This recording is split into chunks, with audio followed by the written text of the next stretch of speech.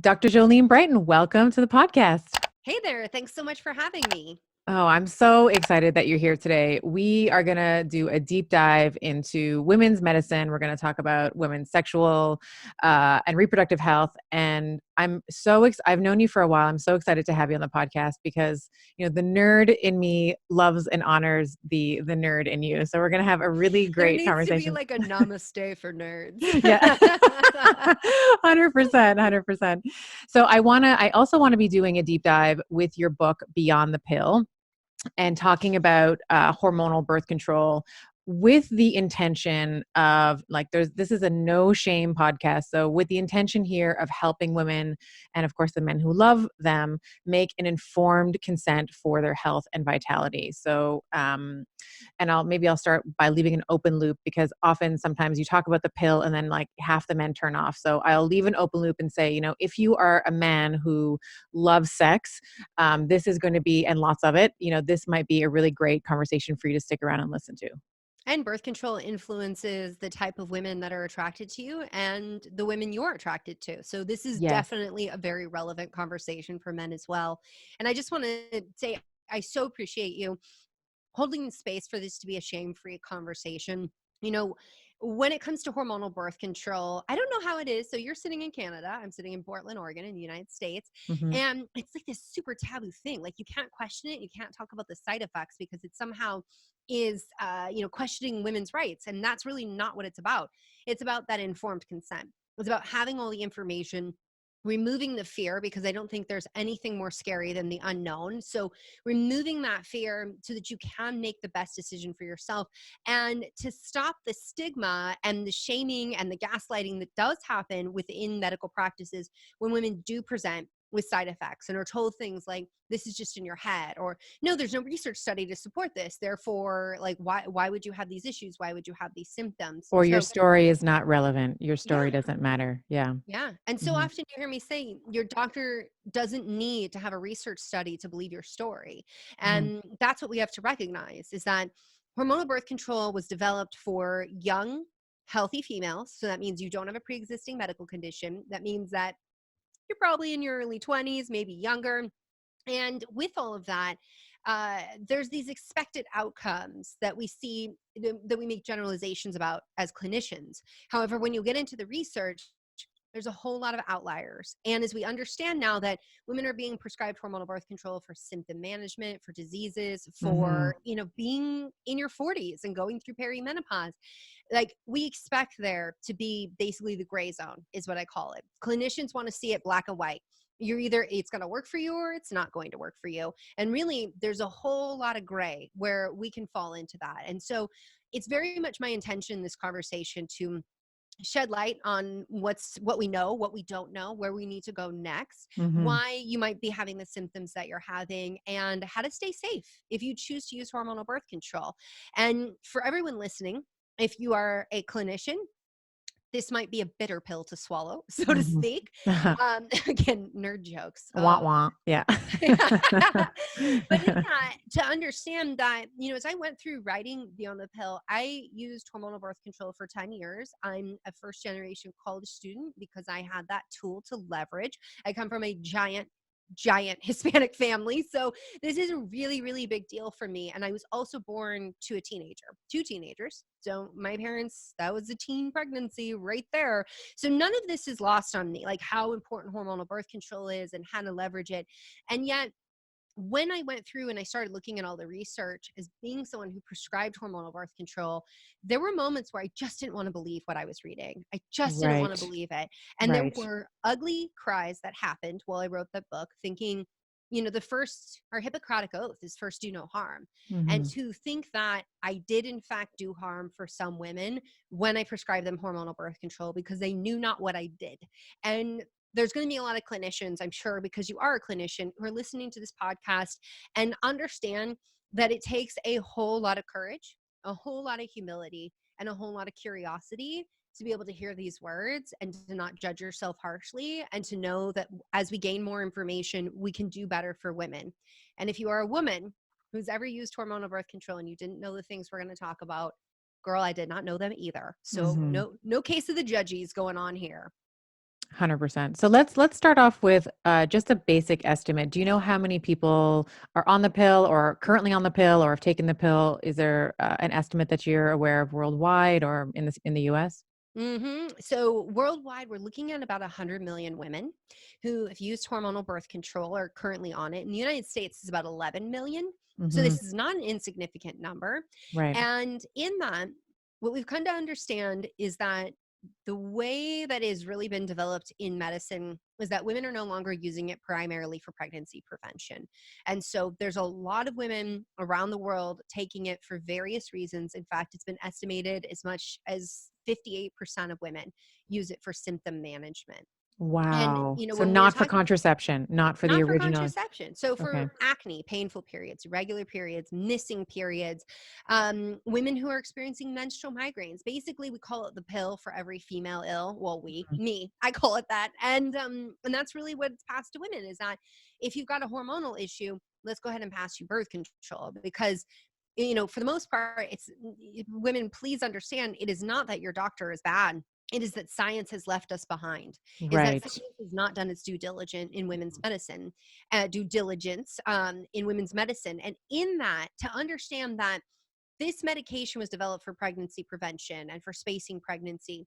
But doctors, then were taught that, and drug companies started to formulate it and said, this can help with PMDD and PMS. And if you have endometriosis or polycystic ovarian syndrome, and the trouble in that is that it's actually delaying diagnosis in a lot of these cases. So if you have irregular periods and it's because of hypothyroidism or PCOS, polycystic ovarian syndrome, you may be put on a medication that induces withdrawal bleed, and then nobody questions what's actually going on. And I'm sure you've seen this. I've seen this a lot in my practice Hmm. where I'm diagnosing these conditions. Women are in their 30s and they've had these symptoms for almost 2 decades, and nobody asked why. Nobody investigated. Then they go to get pregnant. They can't get pregnant. And that's where, a bit of what's called a myth is that birth control causes infertility. We don't have any evidence to show that, but we don't have any substantial evidence to show that it could not, without a doubt, ever Right. influence a certain woman's fertility. But what often happens is that you were put on birth control for symptom management. And as it turns out, those symptoms are really rooted in conditions that are associated with infertility. So if you have endometriosis, which is adhesions that can, I like to joke and say, like, your uterine lining, where it's supposed to be in your uterus, and an endo, it shows up everywhere else, and Hmm. anywhere Hmm. else it really can. Hmm. However, it's not the exact same tissue. So for women to understand, it's a little bit different than the endometrial lining, but it responds to hormones in the same way. But with that, that's a leading cause of infertility. And that's really something that should be investigated. However, we see the younger and longer someone is put on birth control for these painful periods, the higher the probability is it's going to turn out to be endometriosis.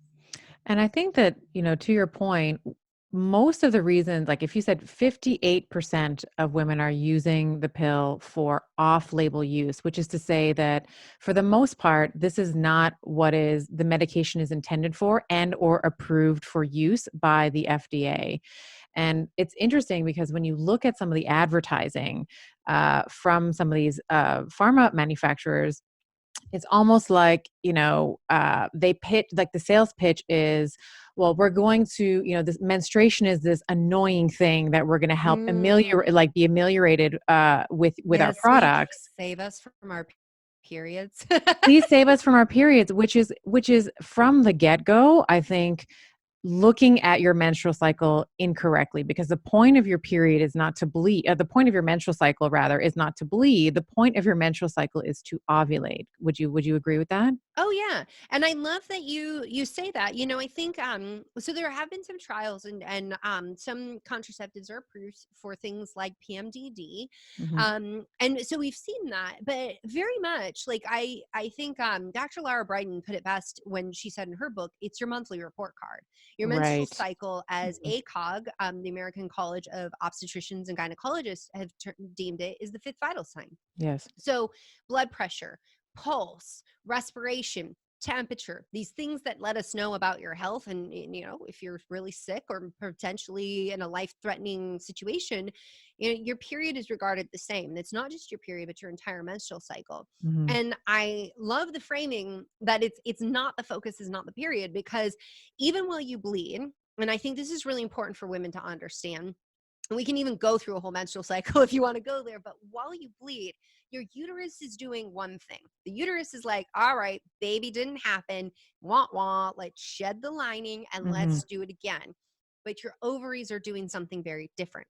The brain is signaling to the ovaries to make estrogen. So even while you're bleeding, you're making hormones. And this is where it gets confusing, because medicine talks about the 3 phases of the menstrual cycle, and then you'll hear other people talk about the 4 phases of the menstrual cycle. I don't think either is right or wrong. These are just ways that we try to explore and understand. But Yeah. what gets confusing is that, the 4 phases is talking about your period like it's a different phase. That's uterine specific.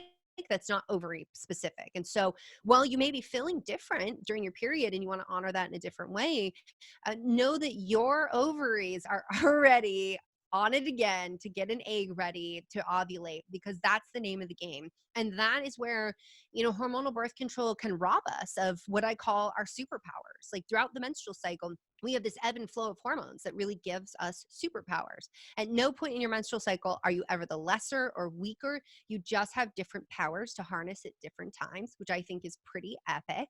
And yet, while you're on hormonal birth control, all of that is muted. And I didn't understand this. I, started hormonal birth control because I bled for more than 7 days. I was in so much pain, and I also didn't want to have a baby. But I was like, "You'll bleed when I tell you to bleed, body." I Yeah. literally said that. Oh Yeah. my gosh, my 18-year-old self. Oh my goodness. Let's just So hug her. for people who can't see me, I was just smacking my own face. I was just like, "Oh, cut it down there." But, to understand that you are muted, your hormones are on mute, your sex hormones are not cycling like they normally would, which is a good thing if what your goal is to shut down ovulation and to prevent pregnancy. Now, there's a lot of ways to prevent pregnancy these days, and we still have a long way to go. I think that we can definitely see more iterations in all of this. But, to your point with the symptom management and understanding that your symptoms are your body's way of speaking up to you. And when we talk about, symptom management, we need to be forthcoming about that. If I'm passing you something and I'm only managing your symptoms, it is my job as a doctor to say that. If I am addressing your root cause, I will also say that. And it's not an either or, everyone. I'm a big fan of, like, let's make those symptoms gone like yesterday so we can do that root cause work. Right. Because if you are writhing in pain and you can't even leave your house, let alone go to the grocery, how in the heck are you going to shift your diet, exercise? Like, how are you going to get more sleep? Like, all of these foundational lifestyle pieces that we know move the needle in root cause resolution, they require time, energy, effort, and sometimes you need to get people out of symptoms and symptom crisis so that they're able to do that. And I think that's a really important thing for women to understand this conversation, is that you can, yeah, I like the buffet approach. You can have the entire buffet and you can pick and choose what you want that day. And you can have your pharmaceuticals and your diet dialed in too. Like, you don't have to choose. And I think there's a lot of people who start dividing camps, being like, "Oh, you're either pro birth control or anti birth control." And I'm like, my husband says I'm the most annoying person to argue with, because I never am like solely on one side of things. Well, not never, I'm sure it happens, but I usually will. I'll argue their side, I'll argue my side, I'll argue another side, and sometimes I'll come to the conclusion that we're all wrong. And like, Right. and he's like, "You Right. never just like pick a side." I'm like, because the world is not that black and white, and a complex biological system is not that cut and dry. And There are it's different. nuanced, and it's Yes. nuanced. Yes, and for every individual, there's going to be an individual. Yes, I 100% agree with you. And I've been told the same thing, that I'm very much a conservative, right down the center, because I can see both sides of things. But I think that Totally. that's really how when you are making decisions, that's true informed consent, when you can actually understand the pros and the cons and say, okay, these are the things that I like, these are the things I don't like, and this is what I'm going to do based on what's right for me. Totally. And understanding that belief really has no place in medicine or science. And so Right. Your I feelings just don't, your actually, feelings, I'm not yeah. drinking, oh, here it is. This is my coffee mug. My Mhm. science doesn't care what you believe. Now, Right, I love right. me some beliefs because I have my Mhm. own. Right. And yeah, I think it's really important. So I just did this post. I did a whole article on Plan B and how it works and helping women understand that. And there were women who said to me, well, I believe so.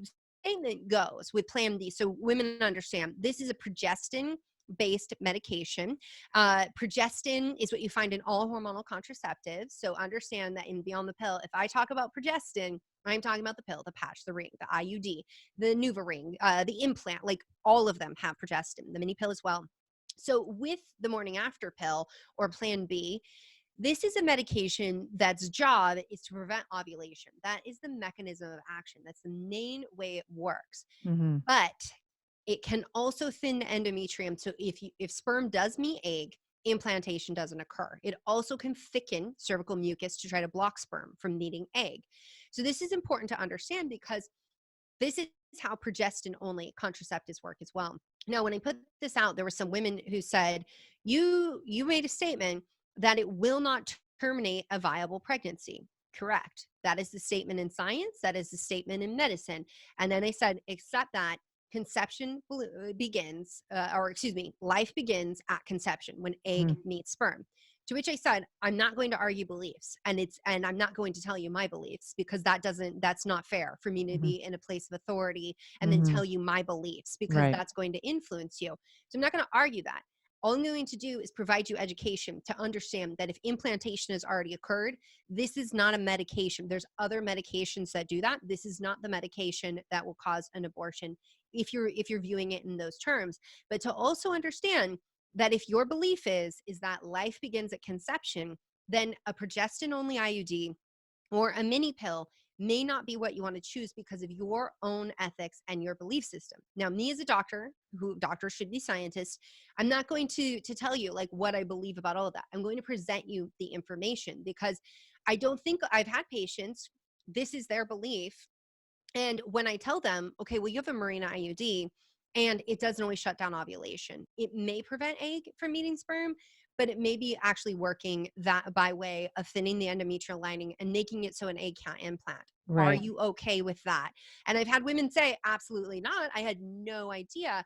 And is this kind of nuanced language of like, we don't, as doctors, we don't always necessarily think to talk about that. Like we think to talk about like stroke, heart attack, even acne or what might happen with like expulsion of an IUD, but maybe not so much considering the belief. And so I just bring this up because for me and really I think for many women, we don't need other people's beliefs when we're trying to make an informed decision. We need the facts and we need the information, and we can frame those within our belief system. Right. However, what I'm seeing as a slippery slope is doctors will actually say, I've had doctors say to me, I don't believe that birth control can cause any mood issues. I don't believe that birth control is going to lead to nutrient depletions. I'm like, well, beliefs aside, there's actually research, and the Mhm. research is yes, Mhm. but it's important for you to understand the language you just used is a belief. It's so much harder to shift a belief than to shift your understanding of the facts. That's right. And that's also going to, when we think about beliefs, those drive all of our behavior. So if you have a Hmm. medical practitioner or any PCP that has a certain belief about something, that is going to drive their behaviors, the language that they're going to use with their patient. And that's going to, influence either positively or negatively the patient's experience and the patient outcomes, which is not really for the doctor. The Like you were saying, to your point, the doctor, when we just look at the definition of the word doctor, it's to teach. So Yeah. our job is to teach and empower our patients so that they can make the best decision for them. Hmm. And that's part of, it's funny. I've actually not gone here, I think, in any interview talking about this, but I know how you operate as well. And I think that's part of, what we have to recognize is that belief plays a huge role. I mean, placebo effect is tremendous. I love Yep. research on placebo effect that I'm Mhm. like, dang, you just had to think it was going to work, even though they told you it wasn't going to work. Like, and you just thought it and it worked. Like, or Mhm. the one there was a study on IBS where they told the people taking the drug, the drug, I'm doing air quotes, that it wasn't, they were taking a placebo, and those Mhm. people still had benefits and effects. And so belief plays a really big role. And in addition to this, the way that we're presenting ourselves as doctors and how we're interacting with our patients is really important in building trust. And we're seeing that more and more women are saying they don't trust their doctors, that they're looking outside their doctor because they don't trust what they're going to recommend. And I think that's something that I don't, as doctors, I'm sure, like, I don't like hearing that. And yet I have to sit back and ask why. Like, what is it that's making people feel like they need to turn to every other source on the internet instead of like having a one-on-one conversation with their doctor? And I think part of that is that we know there is an inherent medical gender bias in women's health.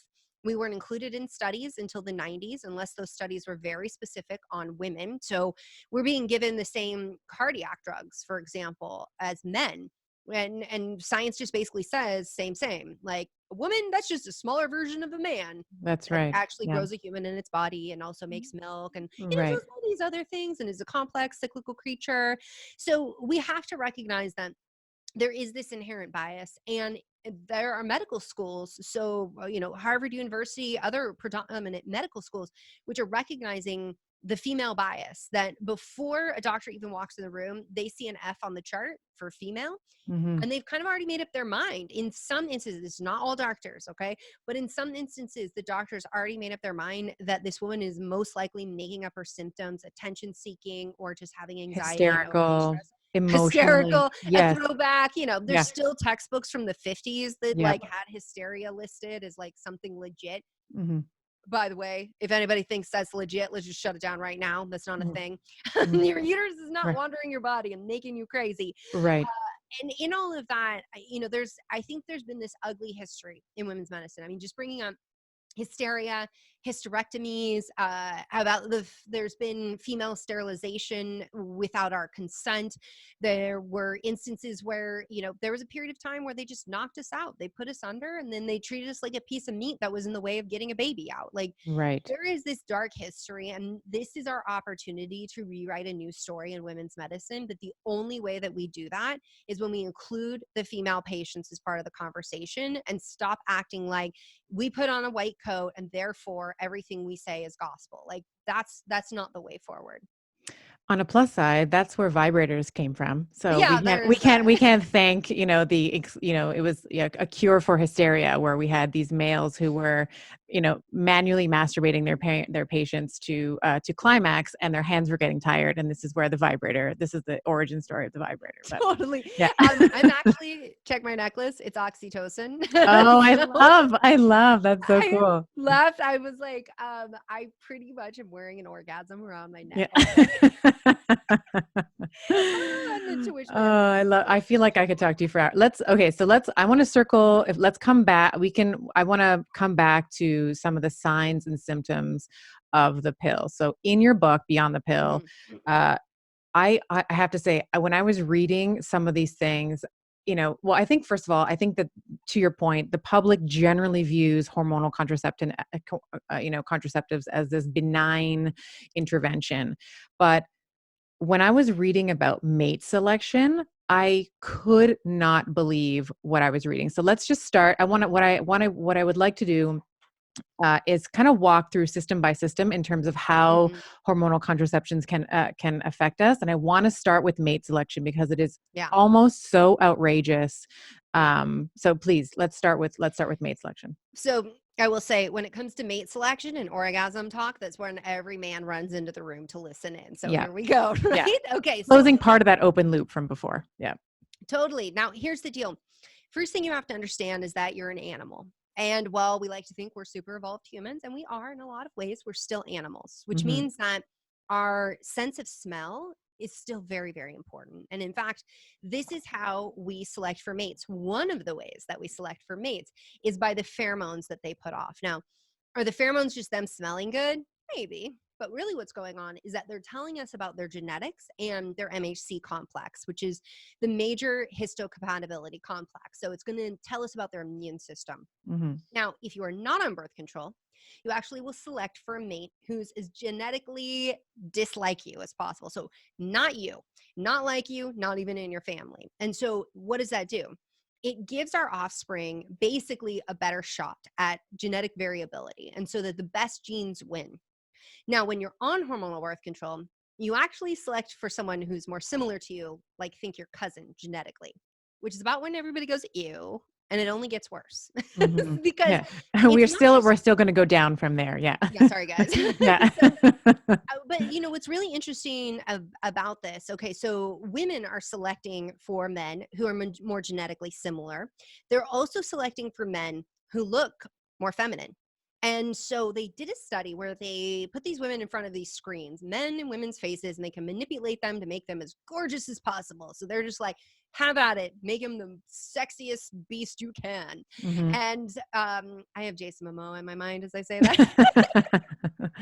Aquaman. Yes. Yeah, Love him. Aquaman. Love him. Yeah. Oh, Colorado. Mhm. So now we're gonna have to go down Game of Thrones, right? So with that, they then put women on hormonal birth control and had them come back 3 months later. And what they found is they manipulated the men's faces. So initially, they made the men have these strong jaws. They were like Gaston from Beauty and the Beast. And I Mhm. used that because if anyone's seen that, he has a whole song dedicated to how manly he is. And he ain't Right. wrong. Right. He's spot on. So that's how they first manipulated the faces. They come back. Now they make the men more feminine.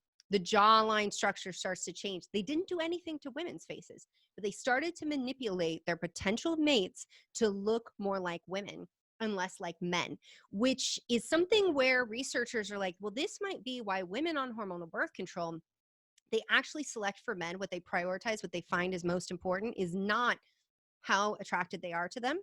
It is more about how much money do they make. Yes, men, you just heard that right. She's a gold digger. But it's not just about like how much money, but it's also how smart he is. Now, what does this Right. translate to in modern society? This is the fittest of the species, right? So Mhm. what we select for when we're not on birth control is that alpha male. He's big, he's strong, he protects us, he smells delicious. When we're Mhm. on birth control, we want the smart guy who earns money. That is like modern society's way of selecting. And so it's almost like this artificial shift where we don't know inherently as the animals we are how we should be selecting for mates. And so we start overthinking like, okay, let me think about who should I actually be selecting for. But what's sad about this is that when women come off of hormonal birth control, they can be at a higher risk of divorce and initiating the divorce. They also then begin to prioritize how attractive their mate is. And while hormonal birth control can rob you of your libido, and we can certainly talk more about that, when you come off of it, if you've selected your mate while you were on it and you come off of it, you may report more sexual dissatisfaction.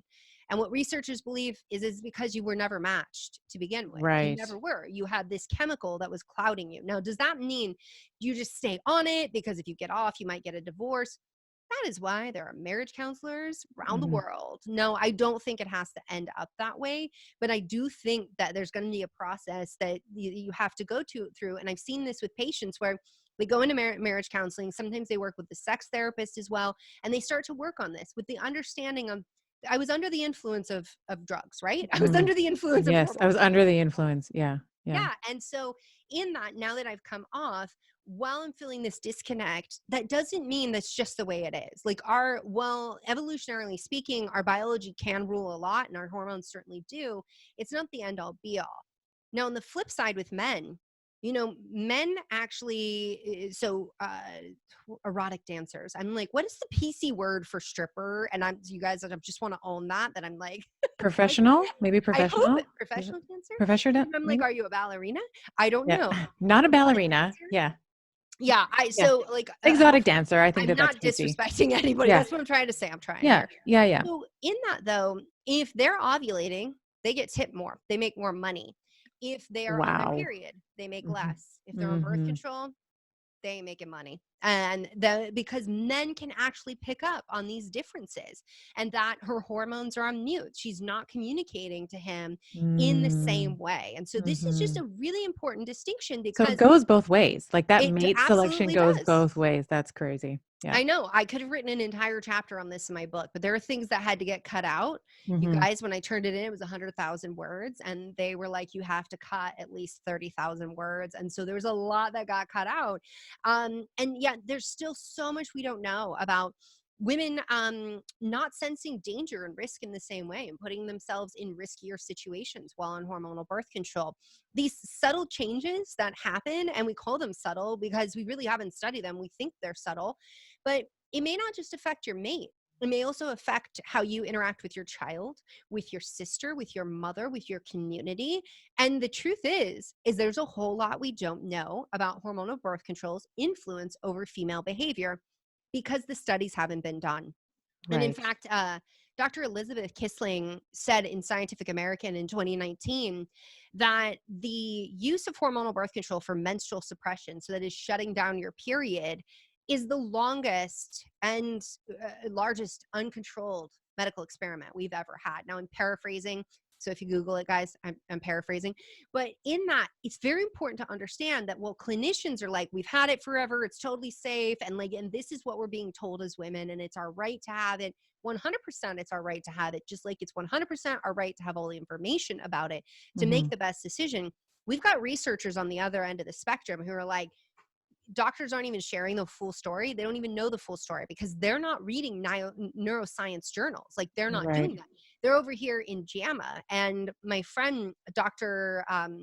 Sarah Hill, wrote This Is Your Brain on Birth Control. Mhm. And it's a fascinating read. And she didn't read Beyond the Pill. My book came out first. Then she sent me her book and said, will you review this before it comes out? And when I did, her and I started conversing. We're now friends, because how do you not be when you're nerding out on the same stuff? Right. And, her and I, the thing that was most delightful is to see how we both read the same studies and came to the same conclusion, and how often we iterate the same message, yet never having known each other or known of each other's work Mhm. until like her book was coming out and we connected that way. There are lots of researchers out there saying, we don't have the full story. We don't have enough information. We don't understand why this happens in some women, and we need to do better by women and get that research. And at the same time, we're seeing gynecologists saying, no, birth control protects you against endometrial cancer. Why question it? It's amazing. I love my birth control. Oh, you have to, I actually saw someone say, you have to pry it from my cold, dead hands. And I was like, be very careful with the words that you pick Maybe. when you're Yeah. on a medication that Right. can increase the risk of having a clot or cancer. And so, Yeah, or yes, cerebrovascular, yeah, cardiovascular incident. Yeah. You may be right. totally.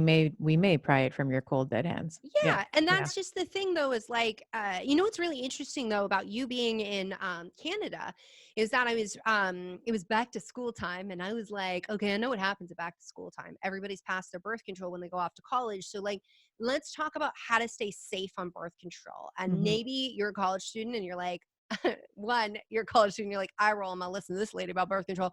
But secondly, maybe you don't want to read a book or you don't have time to read a book. So I'm like, let me just put out an article on this. And I was going through some of the recommendations in a medical database, and I list in my book MTHFR. Is it something we should screen? This is a enzyme, for people who don't know, that helps with processing folate, but is also related to increased risk of cardiovascular issues.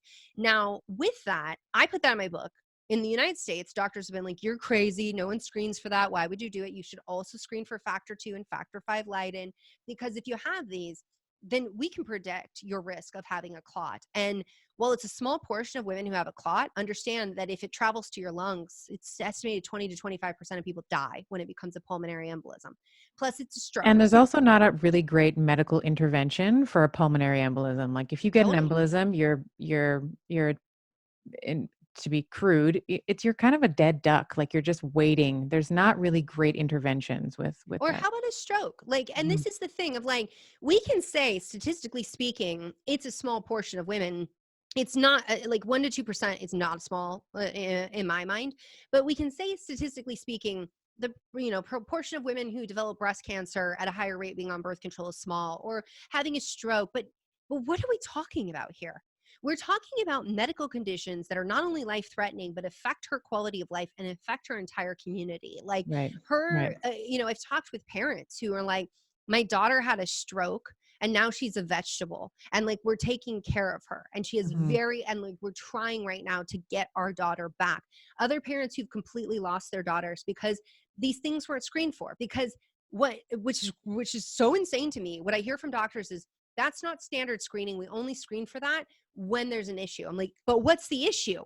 The issue is like, do not pass go, do not collect $200. Like, you might be collecting a tombstone. Like, and that is not to be like ominous to everyone, but like, we've got to wake up to the reality that nobody is expendable. Not a Mhm. single person is expendable. And to my point in Canada, so I'm called crazy in the United States because they talk about MTHFR as a possible contraindication to using hormonal birth control. And yet here it is in this database that's like, hey, here's all the warnings in the United States. The Canadian specific warning on the label also includes MTHFR. And I'm like, Mhm. Mhm. oh, does anyone want to say politics here? Because what is the difference between a Canadian woman and a United States woman? There's no difference here. There's no difference. It doesn't matter where we arbitrarily drew boundaries on a map. Like, there is Mhm. no difference. And so it's this kind of stuff that I'm like, we need to be uniting clinicians globally, researchers globally, and we need to hold space to have the conversation in this.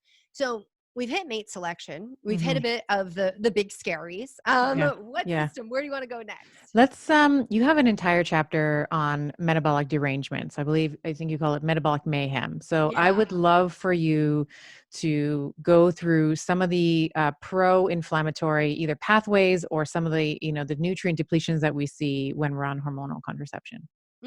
Now, in that chapter 8, metabolic mayhem, reversing metabolic mayhem, I think it's important for people to understand it brought me no delight to write a chapter about stroke, heart attack, cancer. In fact, I hate that chapter because I did not want to deliver anything in a scary way, but how do you talk Mhm. about this and not be scary? And I don't hate the Right. chapter as in like, oh, it just was so hard to write. It's And hard. I know. I my understand. editors know how I went round and round, and they're like, well, like, talk more about this. And I'm like, but that gets really scary quick, and I don't want her to get scared. I want her to Mhm. feel informed, empowered, ready to go to her doctor, have a conversation. Mhm. But what else I talk about in that chapter is also the issues with insulin dysregulation. We've Mhm. known for a long time that women on hormonal birth control can have insulin desensitization. And it's been compared to pregnancy, where they're like, well, it's similar as pregnancy. A lot of things get compared to pregnancy. However, let's all take a moment and recognize nobody spends 10 years pregnant or 20 years or 30 years. And a lot of us spend decades on hormonal birth control Without a break. Yes. Yeah. without a break. Yeah. Yeah. Now, and what's even scarier is they're like, there's no reason to have your period while on hormonal birth control. And it's like, well, true, and yet, maybe we should still have breaks from these hormones. Right. Now, Especially in when women are put on, since like, I know we're going to eventually get to the Danish study, but when you are put on birth control from adolescence and you don't have yeah, the opportunity to experience menstruation and to have your brain and your gonads talking to each other, yeah, this is a travesty. So yeah. yeah. Well, we should definitely talk about that Mhm. more. But I'm going Yeah. to finish up Yeah. the metabolic piece. Yes, I'm please. I'm trying. You gave me a roadmap, and I'm like, okay, I very much want to We stay can we stay can on the meander. road. It's okay. We can go as long as you want. This is such an important topic because you and I often talk about very similar themes. I often talk about things from a brain-based perspective. You are very much, we talk about, or we both talk about sex. We both talk. So I definitely want to give you the platform to just go. Let's just go on a geeky magic carpet ride together, and wherever it takes Totally. us is where we go. Yeah. Well, and it's interesting you bring it up about the brain because while doctors are outright dismissing, and we'll talk more about the mood stuff and saying like, oh no, it doesn't have any impact on the female brain. It's like, that's exactly how it works. If it's going Mm-hmm. to shut down ovulation, it works at the brain level, not Mm-hmm. at the ovarian level. And I've actually had doctors where I explain that to them and they're like, oh snap, wait, come again? I'm like, yeah, Mm-hmm. you've never thought Mm-hmm. about the negative feedback loop? No, because there's so much more to think about in being a doctor. A lot of the times that's where that comes from. Now, to the point with insulin, What's interesting is we saw that if women have ever used hormonal birth control for 6 months or more in their lifetime, they have an over 30% risk of developing diabetes postmenopausal. So this is something that like we hadn't really understood until just a couple of years ago. And so, and just recently, another study came out. I'm actually going to be presenting information on this at a medical conference this December. This study, though, was fascinating. Have you ever used hormonal birth control? You are at a lifetime increased risk of depression. And so it's not like just a one and done. And like once we get off of it, like, oh, we can just reverse everything, which is interesting because it's what I've been saying with post-birth control syndrome for a very long time. And no, you're never going to find a study. Well, you will one day. It's going to happen. But as of right now, you're never going to find a study that says post-birth control syndrome. You're not going to find studies that are actually robust on the long-term implications of having ever used it. Studies are expensive. Women are expensive to study. And it's very inconvenient for manufacturers of this pharmaceutical to have these kinds of studies come out. So with the metabolic mayhem, we've got the insulin piece. We know that hormonal birth control raises cholesterol. So this is very important for women with polycystic ovarian syndrome who already have high cholesterol. I was just gonna say, yeah, Yeah, yeah, certain yeah. formulations Mhm. can increase your blood pressure, so you should get your blood pressure checked before you start it and continue to monitor it.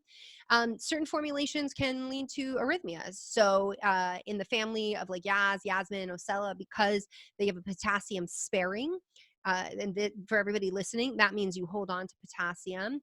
They have a potassium sparing progestin, that's a synthetic progesterone in them. That can be problematic. That's why we see higher incidences of cardiovascular events with women on those particular forms. And in addition, to understand that if you are also taking something like ibuprofen for your period pain, which is a potassium sparing drug as well, and you are predisposed to having an issue, you might have that issue because now you're taking like 800 milligrams of ibuprofen for those period cramps that your doctor said the pill would fix, but it didn't quite fix. Mhm. And so this is just the kind of dialogue that we need to have. It doesn't mean that you have to be afraid, but you have to be in the know, because if you are experiencing heart palpitations every time you pop ibuprofen and you're on one of these pharmaceuticals like the Yasmin, Ocella, the drospirenone family, then that may be the first signs and symptoms that something is not right in the cardiovascular system, and you want to system, and you want to talk to your doctor. That's the next step. Is you want to talk to your doctor. You want to write down your symptoms, and you want to make sure they take you seriously, because women are dismissed and die at higher rates of heart attacks than men, because we are often told, oh, you're just stressed, you're just anxious, it's just in your head, when the reality is that we present differently, which is also what I go through in the book. It's, what does it look like to have a stroke? I spent 10 years on the pill. Nobody even told me what it looks like. What does it look like to have a heart attack as a woman? It is different than a It is man. very different. A lot Mhm. of times it's going to be like, oh, I have indigestion. Like I just have indigestion and I feel like I have the flu. I'm fatigued. Mhm. And, this actually happened to my grandmother, and she was getting really, really tired. And she went in and they're like, oh my God, you had a heart attack. That's what went on there. But she had a doctor say, oh no, you're fine. You're fine. You just have indigestion. Just take some Tums. And really what she was presenting with was a heart attack. And it's tricky. Women are tricky. But you know what isn't tricky about women? How well they know their body. So what we have to do as doctors is listen to them, because women are really smart and really in tune with their body. Now let's talk a little bit about inflammation, shall we?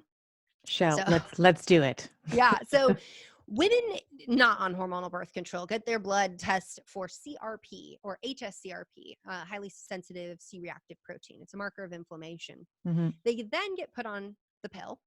And what they find is that their CRP rises, sometimes 3 times the amount of what it was before. And this is very interesting because we know that inflammation is the root cause of so many chronic conditions. And so with hormonal birth control, especially like with the pill, what we have to understand is, yes, it does lead to nutrient depletion. So like magnesium, zinc, selenium, your B vitamins like folate, B12, antioxidants like vitamin C, vitamin E, CoQ10. So there's that piece of everything. So these are antioxidants, protect you from inflammation, damage to your DNA. And then you're on a medication that increases inflammation. And at the same time, It's causing intestinal hyperpermeability or leaky gut and skewing your microbiome. And So gobbles up some of those nutrients, the CoQ10s, the B12s, totally. the folate. Yeah. Yeah. Yeah. And in that, to understand that the majority of your immune system lives in your gut. So anything that messes with your gut is going to mess with inflammation as well. And these cytokines, these are these inflammatory proteins that travel the body. They don't just stay in the gut. And in fact, it doesn't take, you don't have to have a medical degree to understand if the research shows if you have leaky gut, that's intestinal hyperpermeability, or you have incidents of yeast overgrowth or dysbiosis, you don't have enough of the good guys, that you have mood symptoms. Well, okay, it's not that far of a leap to say, well, now I'm taking a medication that actually causes all of that. And so, therefore, now I'm having mood symptoms, not to mention the cytokine theory of depression as well. And so, it's tricky because in the research, we can't say the pill causes a lot of things. We can't say the patch, the IUD. We can't say cause. We can say correlation. And a big reason for that is hormones are complex. There's receptors all over the body in every system. And so your natural hormones affect every system in your body. These synthetic ones affect every system in your body. And they're doing a whole lot of other things, these synthetic hormones, that it's not clean.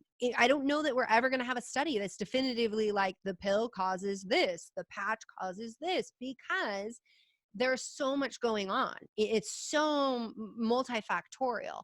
And And inflammation is hard to pin down as well, right? Because it's totally. global. It's not just you're going to be inflamed in one organ or one system. Yeah. It is systemic. It is the entire body that's going to be inflamed. Yeah, Mhm. absolutely. So that's the metabolic mayhem piece. And that's what women need to be in the know on, because this is something that your doctor may have started you on this medication at 15, but it's very different to be on that medication at 45 or 35. And like you Right. said, some women never have their own menstrual cycle. And I've had patients who call me in their 40s freaking out thinking they have an infection. They're like, there is a whole lot of goop in my underwear. What is going on? Is that goop like if raw egg white like was on the counter? Yeah, it's just like that. Congratulations, you're ovulating. Wait, what? This is what it's Mhm. like to ovulate? Yeah. And what do we know about never letting a woman ovulate or ever be bathed in these hormones? Not a whole lot. What we do know is that without estrogen and progesterone, we don't build the myelin sheath in the same way. There are structural changes that happen while we're on hormonal birth control. And when it comes to neuroplasticity, that's what your natural hormones are all about, is helping these little branches branch off in the brain, and you learn new things and multitask and do all this incredible stuff. We actually don't know what happens when you spend a lifetime on hormonal birth control. And believe me, someone who's been on it for 10 years, this is very inconvenient for me to even have to say out loud, Right. but we can never do better if we don't know. So this is a perfect time to segue into brain and mood because we're talking about neuroplasticity, myelin sheath, and a good time to circle back to that Danish study. So there was a 2016 study that came out of Denmark, and I actually pulled it in preparation for our conversation. I just want to read the abstract, and then we can do a deep dive into it. Totally. So. In a nationwide prospective cohort study of more than 1 million women living in Denmark, an increased risk for first use of an antidepressant and first diagnosis of depression was found among users of different types of hormonal contraception, with the highest rates among adolescent girls. And you know what happened when that study of over 1 million women came out? There were lots of people lining up to say it wasn't that good of a study. It was just an epidemiological study, and therefore it's not causation, and let's dismiss it. Yet this was the first study in history that really validated what women have been saying since the early trials in the 50s and since the introduction of birth control in the 60s. Mm-hmm. And it very much led the way. These researchers went on, and what they found is staggering. So we understand from that study in particular that if you started hormonal birth control and it was the combination pill, you're 23% more likely to be prescribed antidepressants. But here's the thing, the combination pill, teens were 80% more likely to develop What is depression. the combination pill? Is that synthetic Yes. estrogens and progestin? What? Yes, it Okay. is, compared to the what we call the mini pill, which is the progestin only, which doesn't Okay. do better. And we thought this is what we like to do. We're like, vilify estrogen. It's the synthetic estrogen. That's the troublemaker. Except that women taking the progestin only pill were 34% more likely to be prescribed an antidepressant. Wow. And teens taking the progestin only pill saw a twofold increase in their risk of depression. Now, where it gets really scary is when we start looking at the suicide risk, because in young women, I mean, really, when you think about this, makes sense. I've had some people saying, well, why isn't that teens and young women are at the biggest risk? Their brain hasn't finished developing. In fact, the brain doesn't finish its maturation cycle until our mid 20s. Mm-hmm. And there's a brilliant researcher, Dr. Jolene Pryor, who is calling attention to the fact that it really takes 10 years for the HPO axis, that's the hypothalamic pituitary ovarian axis, or how your brain talks to your ovaries, takes 10 years for that maturation cycle to really be solidified. So what are we doing with hormonal birth control when we go in and we disrupt this? Now, I'm not advocating for teen pregnancy, and I'm not advocating that we get rid of birth control, but I am advocating that we have the informed consent, because young women who use hormonal contraceptives have 3 times the risk of suicide. And teens double the risk of suicide after 1 year on the pill. But overall, the suicide risk peaks around 2 months from beginning hormonal birth control. Mm-hmm. So what could we do better? What could we do different? One is your doctor could tighten up the reins on your follow-up in those first 2 months. And I know this is hard. I was a teenager once too. We never listen to adults. It's the worst. Mm-hmm. In those first 2 months, making sure you're following up and you're doing a screening, a depression screening exam, which is a questionnaire, and it's not the most objective. So for people to understand, psychiatry isn't the most objective. There are some things that are, I mean, of course, right? We're talking about human emotions and the doctor's beliefs already, and there's all these things. So in this, though, it is something we could do. We can do a screening questionnaire before she starts hormonal birth control, and understand that if she has a personal risk of anxiety, depression, OCD, like any of these, what get deemed psychiatric conditions, or she has a family history of it, so maybe her mom had postpartum depression, she may not be the best candidate, or we may need to really keep an eye on her.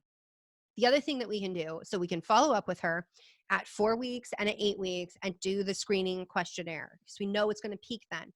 But we could also tell her, if you're not going to tell your mom or dad that you're taking hormonal birth control, can you tell a friend?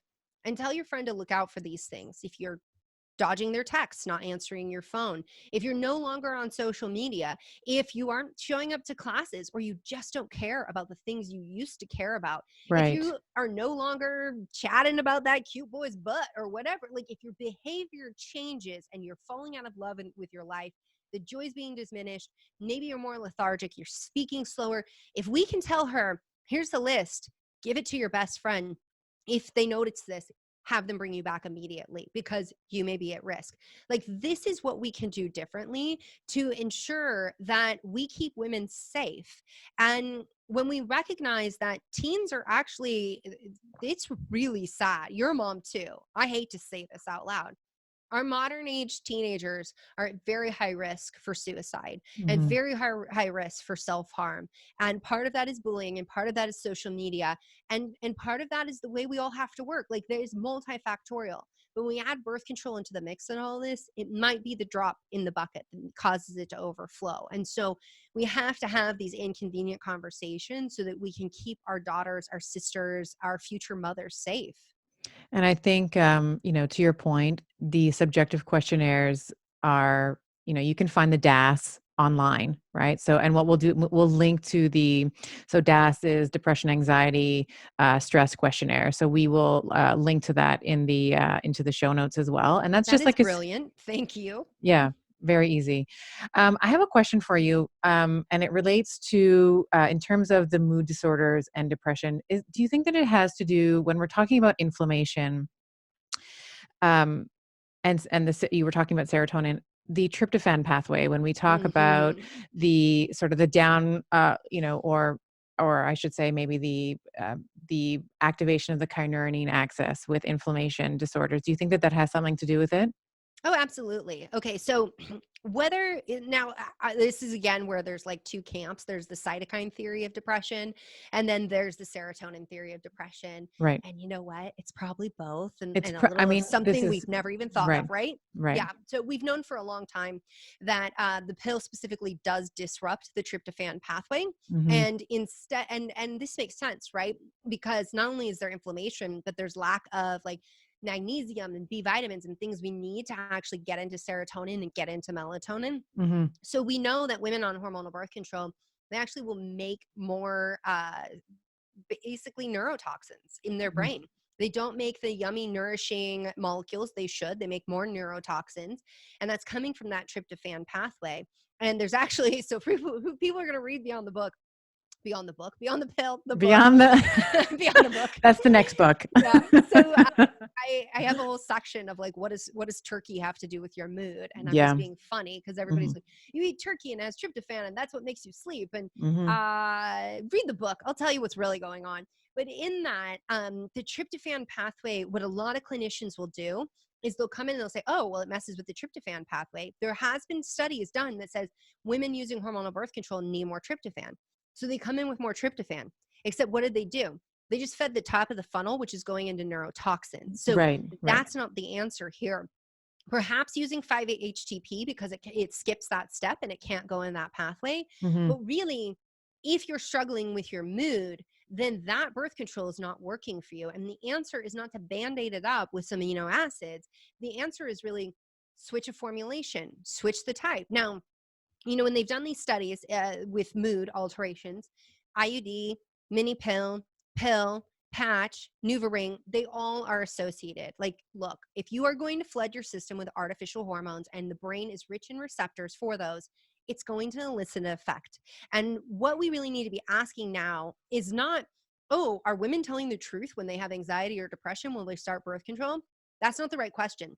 Okay. They've been telling us for decades and they Mhm. are very good teachers. The question is, why her, not her? How can we be more predictive of this? How can we screen for this? How can we manage this? How can we make sure that no woman has to be crippled by these mood symptoms? Because what we tend to do is we get right into the mirror and say, you're broken. It's all you. And then we go to our doctor and maybe they hear us and they help us, or maybe they say, you're right.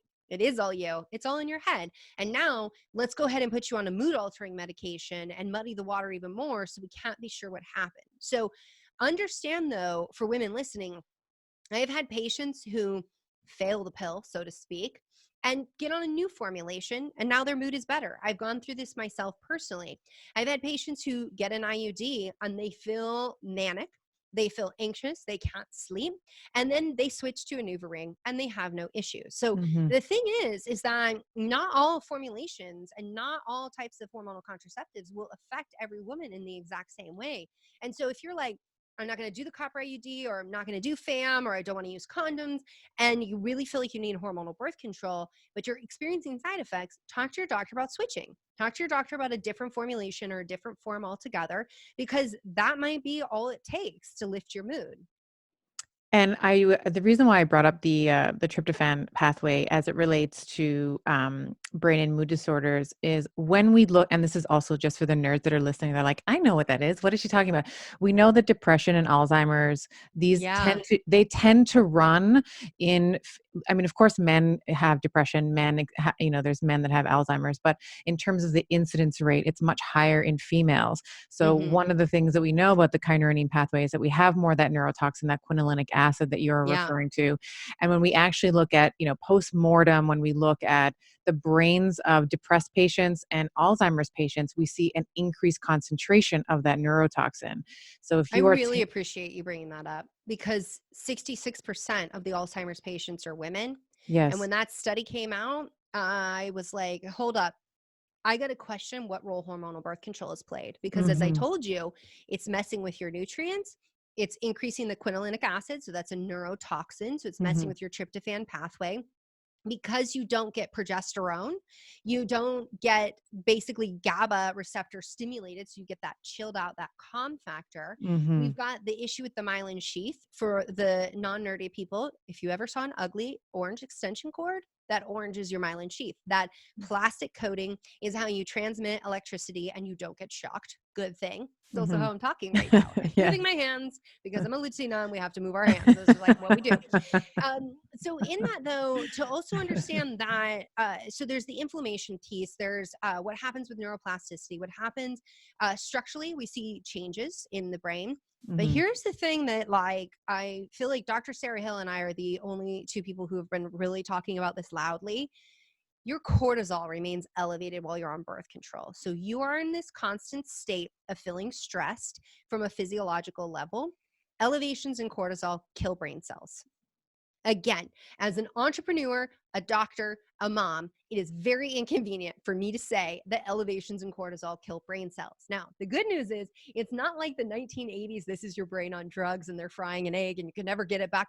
You can actually get it back. The brain is amazing in that way, but you have to know this and identify this. And that's why there's an entire chapter in my book just about adrenal and thyroid function as well, because every single system of your body is impacted by hormonal birth control. And so that's just another piece, is that, okay, cortisol is remaining elevated in the brain, neurotoxins are up, inflammation's up, we're not making neurotransmitters in the same way, the shape of our brain is changing. We're actually seeing that, like, the myelin sheath can't be built in the same way. We don't have neuroplasticity. And so we have to question, we've had the introduction of hormonal birth control. Can I say that's causing Alzheimer's and dementia? Absolutely not. Will we ever say that's the cause? I really doubt it, because we know this is one of those conditions that's multifactorial. Right. So, now we're starting to see that what grows in your gut is messing with your brain, not just your mood. And then these beta amyloid plaques are actually folded up and packaged up in the brain, and they travel via the vagus nerve.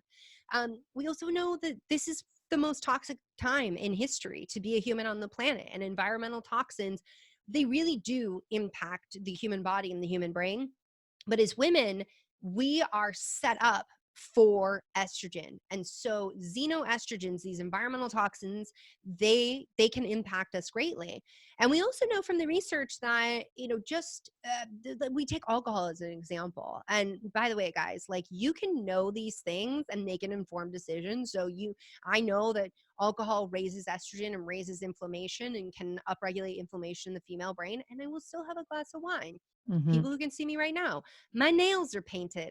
This is not the least toxic nail polish. It was like middle of the road, but I made an informed decision to get my nails painted anyways, because I was going to hang out with you in Canada. And I was like, we had a good time. We had a good time when you were here. Totally. But this is what I'm talking about, is like, the conversations don't have to be fear-based. They don't have to be all or nothing. And we can make these informed decisions. But if you don't know, how can you make the decision? And if you know that you have a family history of Alzheimer's and dementia, or you have a history of head injuries, these different things that we know can lend itself to dementia in the future, you're probably going to want to act differently. Because in fact, there was a great study on soccer players who get lots of head injuries, showing that where they were at in the menstrual cycle was predictive of post-concussion syndrome, which wasn't called post-concussion syndrome back then.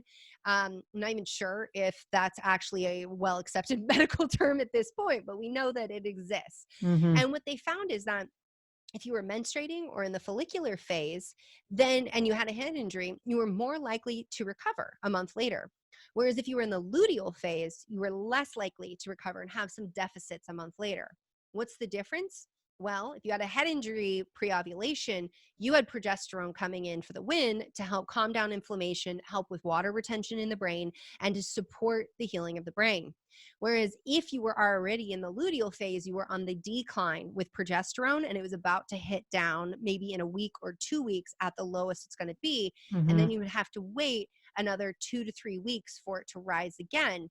But that head injury might make it that your brain doesn't signal to ovulate in the same way. Right. So this is just really important. That's interesting. We can look at this other information and say, wow, progesterone alone is so neuroprotective and healing for the brain. So this is the kind of information that I really want to get out into the world. I appreciate you letting me talk as much as I am, because we can do better when we know. But when we don't know, then we're flying blind, and there's no good instruments for that. Right. Let's close the loop that we had in the beginning of the conversation. Let's talk about sexual health. And Because I know, and I know you have a lot to I'm just say about this. laughing. I'm such a dork. For people who don't know me, hi, my name is Dr. Brighten, and I'm a dork. I'm a card-carrying member of, Dorks Anonymous. Yeah. I think you saw my post I did on Facebook. It was like, as a card-carrying vagina holder. Yeah. And I always will be. Yeah, always going to be a member of that club. So let's talk about sexual health in terms of, I think that a lot of people get into or couples may subscribe to the idea of hormonal contraception because they're like, woohoo, we're going to have all of this sex and there's going to be no consequences. But often there can be we'll call it sexually antalgic behavior. So can you maybe walk us through some of the changes that we might expect from in terms of our sexual health and libido? And I like your choice of words because I really hate sexual dysfunction when women Hmm. are like, oh, the doctor says, oh, you have sexual dysfunction. What you actually have is a physiological adaptation to an artificial medication. That's So right. Yeah. let's deem this a little bit differently. Okay, so here's the thing.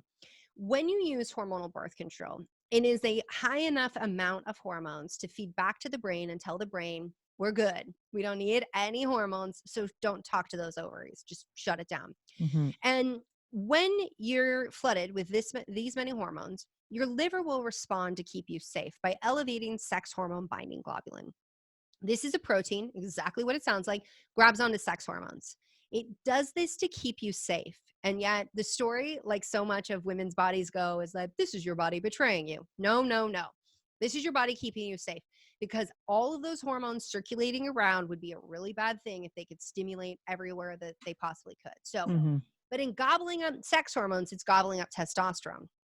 Now, studies have shown that while you're on the pill, there's a downregulation in ovarian production of testosterone, sometimes as much as 50%. So you make about 50% less testosterone, which is great if testosterone is causing you acne, oily skin, and hair loss. Not so great if you want to be sexually active. And this is really the sneaky way that birth control works, is that it shuts down that production. Well, it diminishes it. Then it elevates sex hormone binding globulin so that you grab onto that testosterone. And now you're not getting the same stimulation. Now, we often think about testosterone for libido, but to tie it back into mood, we also have to remember that testosterone, I call it the wake up, kick ass, repeat hormone, because Hmm. when do women have the strongest boundaries in their menstrual cycle? That is leading up to ovulation, when testosterone's on point and we're a little less timid and we're a little more like, that's my boundary, that's my Oh, line, that's I'm when gonna I love trust to it. go. I love to go hard in the gym. Like that Yeah, day 7 to call it 4, maybe 13 or 14. yeah, That's when I love to power lift. And that's when totally. yeah, yeah. You can. I saw your Instagram videos, by the way. And I actually will watch some people's Instagram of like the exercise they're posting. I'm like, I bet this is where they're at in their menstrual cycle. Yeah. Because here's the thing for women listening, you don't need me or anyone like me to tell you how to move in your body, how to eat during your menstrual cycle, how to think, how to be. None of it. You know this intuitively. It's already inside you. You just have to pay attention and Hmm. document it so you can build that user manual. And Hmm. so I just say that because sometimes women are like, oh, I have to do this like perfectly or schedule this at this time. And it's like, life happens. Okay. I am out of ovulation right now. So now my progesterone's coming up. This is why I can't stop talking. I'm very loquacious right now because my vocabulary is on point. Hmm. But last week I was like, haters be line stepping. Yeah. We ain't having it. Shut it down. Shut it down. Not having it. And I And will say so, that that's why I booked our podcast date for today, because I knew that you were going to be super chatty. I wish I knew that. If no, only we knew, it would be so no. great. Yeah. I Yeah. mean, there are some times where like if I control the event, I will schedule it in that way. But then life happens Hmm. otherwise. And so Hmm. instead of being like, oh no, I'm on my period, my brain, my vocabulary is not going to be as strong, and like, oh, I'm also not as plump and pretty and perceived as like this pretty creature, because yes, we are perceived differently around ovulation. Hmm. Instead of saying that while I'm on my period, I'm just like, okay, so this is where I'm at right now. I can hold space that like I'm probably going to trip over some words and we can all have a good laugh about it, but I don't have to like beat myself up or be upset about it.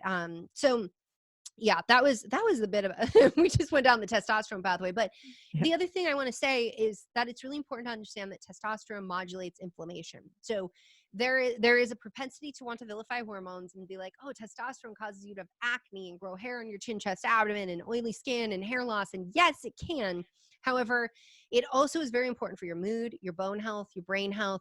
And in addition to that, it helps with regulating inflammation. And this is often overlooked in medicine altogether. Like, this is part of why I think birth control also raises inflammation. Now, with that, so we've talked about the sex hormone binding globulin, we've talked about the testosterone piece, but the other thing that can happen while you're on hormonal birth control, you can have higher incidence of yeast infections. So I have a whole vagina story for you guys in my book, which I tried to pull out multiple times. And then it was like, you tell women to share their stories because you never know who's going to heal when they hear them. And here you Mhm. are trying to pull your story out. And I had chronic yeast vaginitis to the point where I developed an allergy to monostat. Yes, I learned in my 20s that's a thing that can happen. Wow. Mm. So, if that's happening, who's going to want to have sex when they have yeast infection? It's itching, it's burning, it's painful. And just because you clear the infection doesn't mean that the tissues have completely healed. Because with hormonal birth control, as we were talking about, it's great for having testosterone to build muscle mass, but that affects your pelvic floor as well. And Right. that estrogen and progestin is not going to stimulate your tissues in the same way. So I've seen 20 somethings who are having pain with sex, which is more common. The younger you start birth control, the more likely you are to develop pain with sex. And with that, they're having vaginal dryness. Women on birth control absolutely can have vaginal dryness. And then what happens is that they have sex. Sex is painful. Being an organism that wants to survive like they are, their neuronal pathway is now set up to be like, sex bad, sex hurts, run away. And so now they're having issues with their partner. They're thinking that they're broken. I've referred out to physical therapists who have then written back in their case reports to me saying, your patient's vagina and yes, the internal structure as well as the vulva, the external structure, is actually more closely resembling a postmenopausal woman. Because and they've said, I see this commonly with hormonal birth control, and you may want to rethink that prescription. In terms of So vaginal wall atrophy, like what are they talking about in yeah, terms of the vaginal yeah. wall atrophy, thinning of the labia. Mhm. So the labia majora will thin as we get older. It Mhm. becomes more friable as well, which for people listening, I kind of think about it like if you need a paper towel for cleaning up water and you use like a tissue paper instead, and it just like starts to like rip and fall apart. Mm. It's that kind of issue going on. And just for everybody listening, just so you know, Hollywood gets everything wrong about sex, and we all need lube. Okay. Like, everybody needs lube. And there are these windows where like we're lubricated, and then there's these windows in our cycle where we're not self-lubricated. So Right.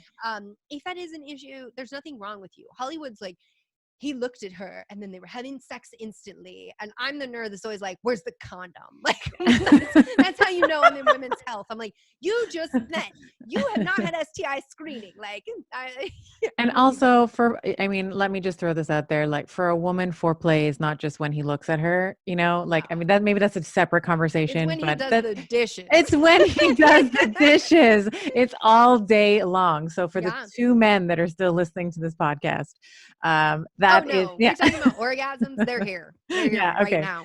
So let's Um, talk about orgasms, because you talked about yeah. pelvic floor, that facilitates orgasms. If you have atrophy or thinning, well, let me phrase it this way. If a if a couple decides for the woman to go off the pill, is there more likely or less likely that that couple is going to have more sex, and then of course following that orgasms as well? So with that, like I said, then if you guys missed it, rewind, listen again. If you got on the pill, then you found your partner, and then you come off the pill, you may report more sexual dissatisfaction because now you're prioritizing the way they look more. Mhm. It might not be true for you. And in that, so coming off of hormonal birth control, if your libido makes a comeback, you're probably going to want to have more sex. But if you're having pain with sex, then you're going to want to avoid it. That's normal. Again, this Mhm. is a physiological adaptation to pain. And so you'll want to work with a pelvic floor physical therapist, likely a chiropractor, someone who can work structurally as well. Because the muscles are great and we want that muscle tone, but we also need to take care of the bones. As you know, you're a chiropractor. Yes. And then we have to take care of what's going on physiologically. So not all women will see the sex hormone binding globulin decline after they come off of hormonal birth control, and not every woman will have her testosterone come back. So this is something where I get in and I start working. All the protocols in my book are literally copy and paste from chart notes. So these protocols in my book were developed in my clinical practice one-on-one with patients. And in that, I will say, it's going to be more than just working with like all these doctors and practitioners. It's also going to be working with your partner and exploring what works for you.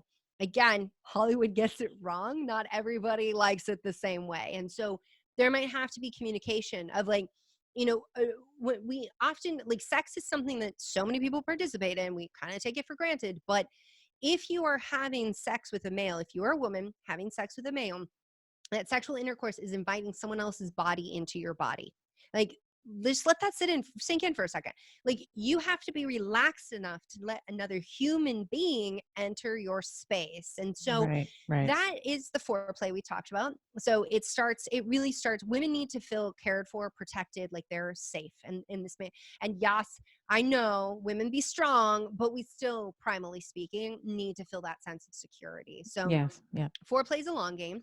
It also is not abnormal for it to take 20 minutes or more in the bedroom to start to have lubrication, and then another 20 minutes to 60 minutes to have an orgasm. That's not abnormal, but you have to communicate what feels good and really talk to your partner about what's going on. Now, while on hormonal birth control, if women do achieve an orgasm, sometimes that orgasm hurts. So they can have pain with orgasms. And so Mm. this is important to recognize that nervous system can really get set up in a way where it reinforces that this is going to be pain. Now, we see this in other conditions where, people, the injury is no longer there, but they still have pain. What's going on? The nervous system is still telling them they have pain when they use this limb or do this thing. So to understand, to hold some space for yourself. And I go through, in the book, I go through steps in all of this. And one of the big things is communicating openly to your partner. While everybody's having sex, everyone's also being told not to talk about sex. And we have to talk about it with our partner, especially and that's so for some women, they can have an orgasm vaginally. For some women, they can have an orgasm only via clitoral stimulation. And so whatever is true for you isn't wrong. And by the way, because of neuroplasticity and your wonderful hormones, you can change. Your brain is the biggest sexual organ. You can start to change that, and you can start to change. So if you're like, I want to be able to have a vaginal orgasm, you can get there. You're going to have to work with your partner, and it's going to take a lot of like communicating. And I grew up, so like people are always like, oh, you must have grown up in such a like body positive. Like, no, I actually grew up in a really religious household, and I was told never to talk about these things. And also I could Mhm. get pregnant if someone just looked at me. And it's taken, it's me being a doctor being like, we have to hold space to have these conversations. And then being like, okay, this is what I'm telling my patients. No, you better walk the talk. Like, you've got to go home and talk to your partner as well. Now, the wonderful thing about orgasms, I joke that it's my David Letterman, and only if you're old do you get that joke. My David Letterman top 10 of orgasms in the book, because I'm a big fan of, you're still laughing. I mean, I'm wearing oxytocin around I my neck, love it. guys. I love it. Let's do the top 10. Yeah, well, I'd Yep. have to open up the book to get like the top 10 in the right order. Otherwise, Right. I can talk The about them ones generally. you remember. Yeah. They don't have to be in Yeah, order. Yeah. I know. I'm like, now I feel the David Letterman, but pressure on all of that. So, with orgasms, I think that is really cool about orgasms. So yes, they release oxytocin, and oxytocin makes us want to bond, be in love with our partner. And it also gets released through nipple stimulation. It gets released through hugs. It gets released through petting your dog. So there's a lot of ways to release oxytocin, but by far the most fun is definitely orgasms. So it can definitely, and oxytocin, so I said cortisol gets upregulated while you're on hormonal birth control. And if you're stressed out, like most people are stressed out, I could raise my hand right now, you're bathing in this cortisol that can kill brain cells. The good news is that while cortisol is trying to aid you, oxytocin comes in to save you and Mhm. will actually support your brain, and it will support your tissues in staying healthy and young and plump. And who doesn't like that, right? So yeah, you actually, I just pulled up the top 10 because I was like, we have to do this now that I made that joke. So Mhm. number one, you will live longer. Okay, but for real, not only is it the oxytocin, but it increases DHEA, which is a hormone produced by the adrenal glands that starts its decline when we're 25. And so a lot of longevity experts actually believe that's the hormone that starts the programming of cellular death, or in other Mhm. words, aging. Nobody likes any of that, right? Like, we want to live forever. Oh, but in that, know that DHEA also opposes cortisol and is a great way to protect cells and cellular health as well. Now, with orgasms, you'll also feel and look younger. The anti aging hormones, again, can help change your complexion. You know, when people are like, oh, I had a roll in the hay and look at how I'm glowing. Yeah, that's a real thing. Yeah. It's not just blood perfusion, it's not just you're hot and sweaty, it's also all of these hormones. Now, here's what I think is really cool. It can decrease autoimmune symptoms by helping modulate the immune system. So, in a woman who is cycling naturally, there's shifts of Th1 and Th2. Now, just to simplify it, Th1, think viruses, bacteria, and most autoimmune disease, but it also can be Th2. And Th2 is really about parasites, but now it's just allergies, asthma, eczema, because not a lot of us have parasites. Thank you for, modern society washing hands. Yes, thank you, So, sanitation. Mhm. yeah, right. I mean, it's Mhm. for people listening, when doctors are like, modern medicine is so advanced and we've never dismissed anything and we're always right, because there are some people who believe that. Just go into the history of hand washing and how the guy who was like, yo, I think everybody's dying because your hands are dirty. You just had your hands in some horse poop and now you're doing surgery and maybe you should wash them. And how much medicine was like, you're crazy. Mhm. We should actually like throw you away and lock you up in a cell because you're telling us to wash our hands. Like, seriously. Or that there's So little bugs on your hands that you can't see. yeah, Yeah, you're a yeah, crazy person. yeah. So hi, 2019, and we still have like some of that throwback of like, oh, you're crazy. Mhm. You're talking about these side effects of birth control that I wasn't taught in medical school, and I know are in, or I don't know are in the research, but now I'm just gonna call you crazy. It's easier. It is easier to call a woman crazy, but you know what? You will underestimate us, and we will overcome every time. So autoimmune symptoms, we see the shift that when women are experiencing regular orgasms and presumably sexual intercourse, the body's basically like, we might make a baby. Let's shift things into that Th2 and downregulate some of that Th1 autoimmunity. Now, anybody who has an orgasm will say you can improve your mood and you can actually reduce anxiety. So, Mhm. again, those endorphins that get released and those hormones can reduce your anxiety as well.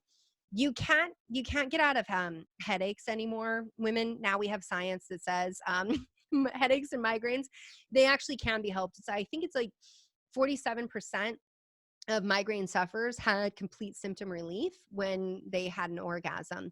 But to understand that there are some very unlucky few that it gets a whole lot worse. They tend to be men, but it can happen for women too. So just so you know, it can help with headache relief, but you do want to just be cautious about that. Just in terms of like, if it makes your headache worse, listen to your body before you listen to me. Mhm. So the other thing is that it's going to increase circulation to your pelvis. I don't know about you, but I sit a lot. A lot of modern society is set up to sit.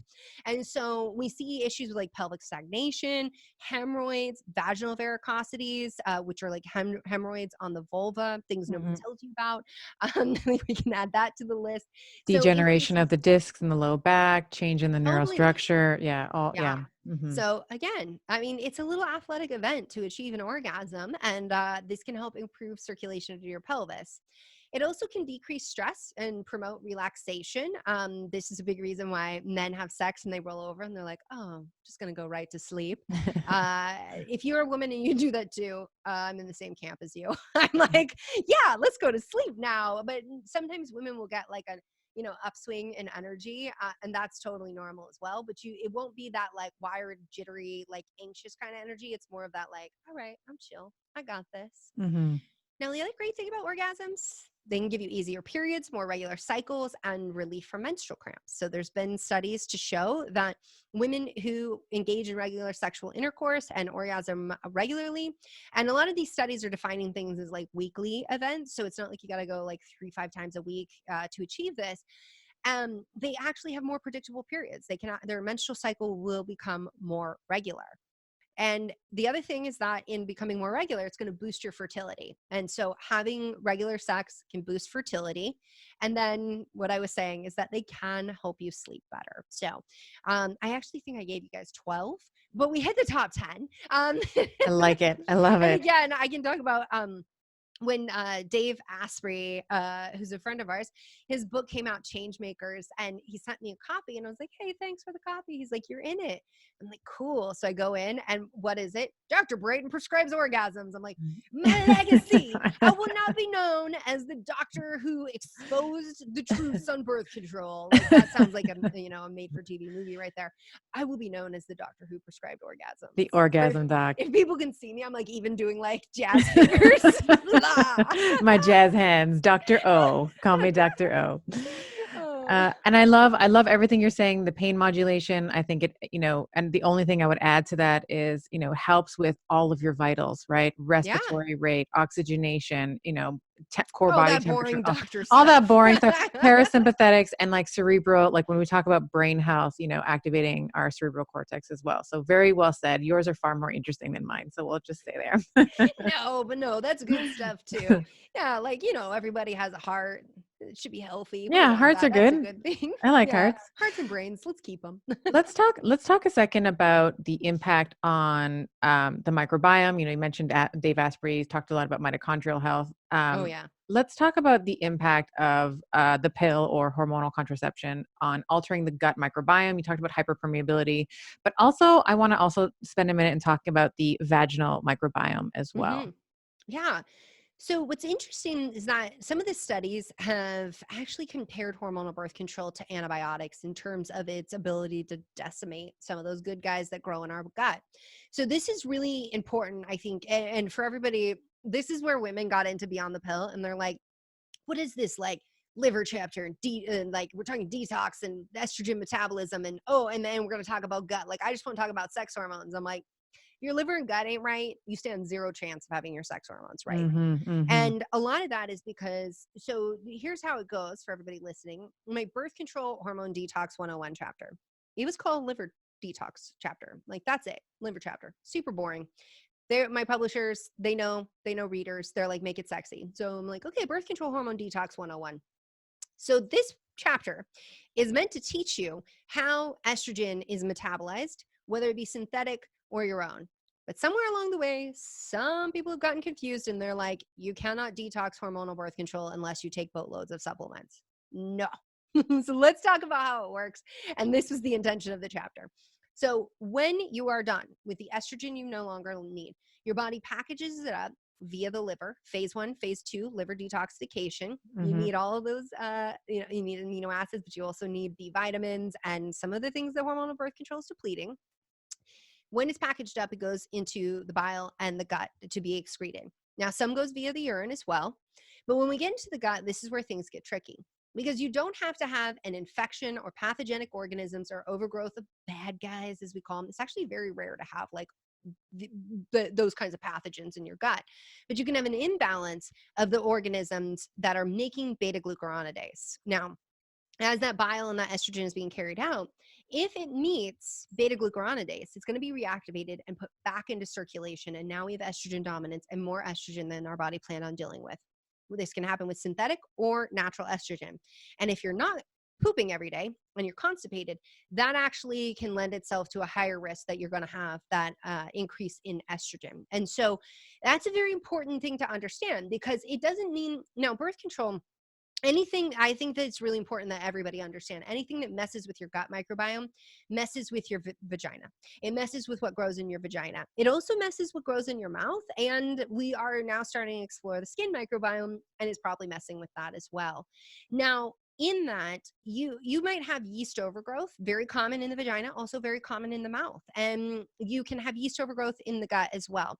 And that is, yeast are opportunistic. We always want to be like, oh, they're the worst. And we need yeast, we need viruses, we need bacteria. Like, we're all best friends until we're not. And when we're not is when we start taking care of those bacteria. Well, when we start basically diminishing those bacteria Killing with them off. hormonal Yeah. birth control, Yeah. the yeast can overgrow them. Yeah. And so that's a bit of what happens with the pH shift and the hormonal shift, what happens in the vagina. And I think it's also really important to understand as clinicians, if you are over and over and over treating someone's gut, and that's someone presumably being a woman on hormonal birth control, for yeast, and they cannot clear this yeast, send them to a biological dentist and check their mouth. Because the dental research has shown for a very long time that we are at risk of oral yeast overgrowth. And that won't necessarily look like thrush like you see in a baby's mouth. It can be subtle, but that's the place where you're swallowing it over and over and over. We've now come to understand that what grows in your mouth can impact your fertility and also impact pregnancy outcomes. So your dentist, very important team player in all of this.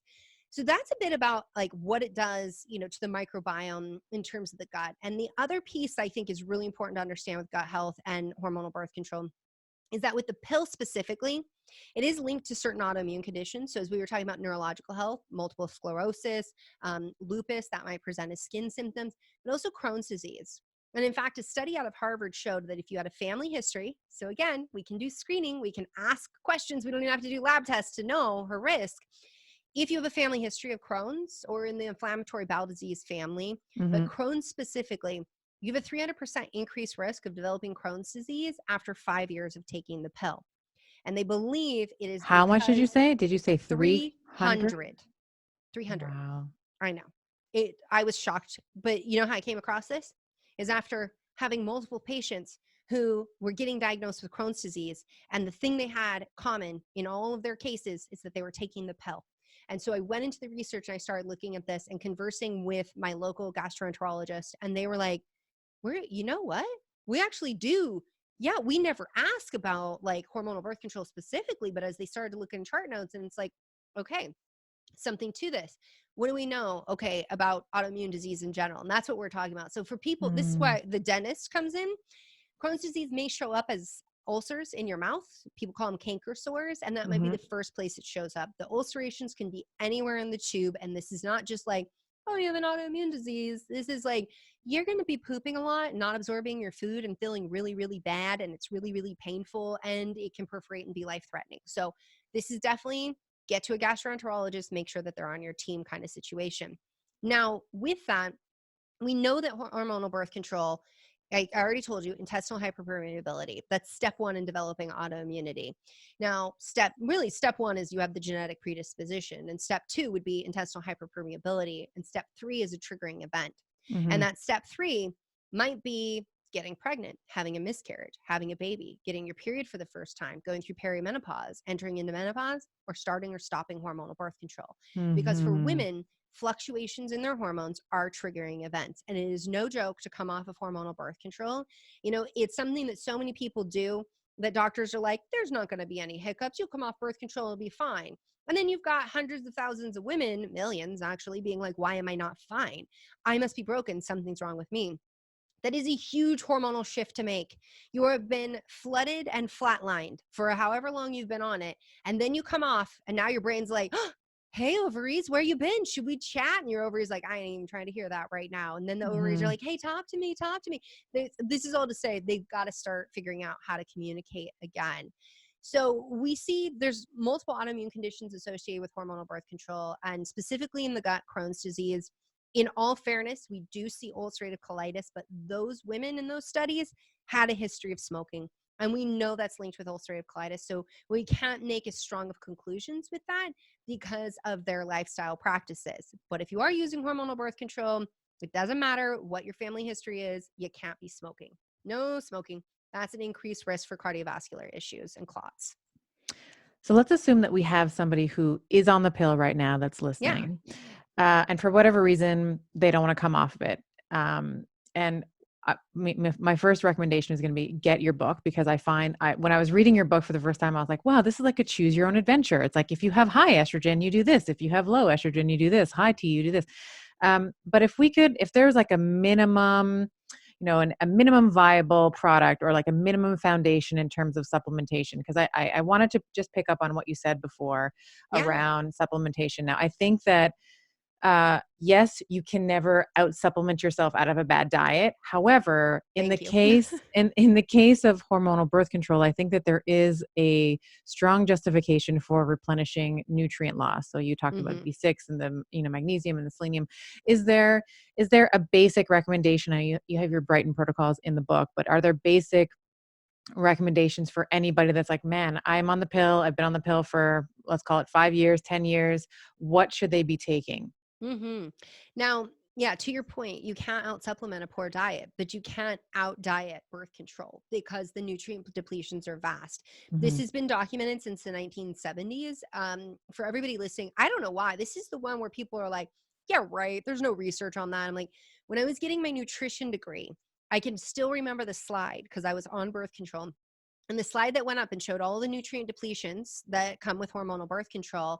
And what was the recommendation then is still the recommendation now. And that is that women be on either a prenatal or a multivitamin. And a big reason for that is hormonal birth control is not 100% effective. It's about the pill specifically is about 91% effective with typical use. That is the way we actually use it. Now, if you are 9 out of 100 women to get pregnant in a year, by the time you know you're pregnant, your baby already needed folate. And your baby Right. not having folate or B12 or everything else that birth control is depleting puts them at high risk for spina bifida and other neurological issues. And so we definitely want to see women who are on hormonal birth control using either a multivitamin or prenatal. I advocate for a either a methylfolate or nature folate, but it's got to be folate, not folic acid. Not folic acid. Thank you. There are Yes. too Yeah. many people walking around with MTHFR issues Mhm. and throwing folic acid in the mix. I mean, this is what I like to say about folic acid is like, look, if you had a Ferrari, you wouldn't put the cheapest fuel in it. And I would like to think that you're more expensive than a Ferrari. So don't put junk fuel like folic acid in it.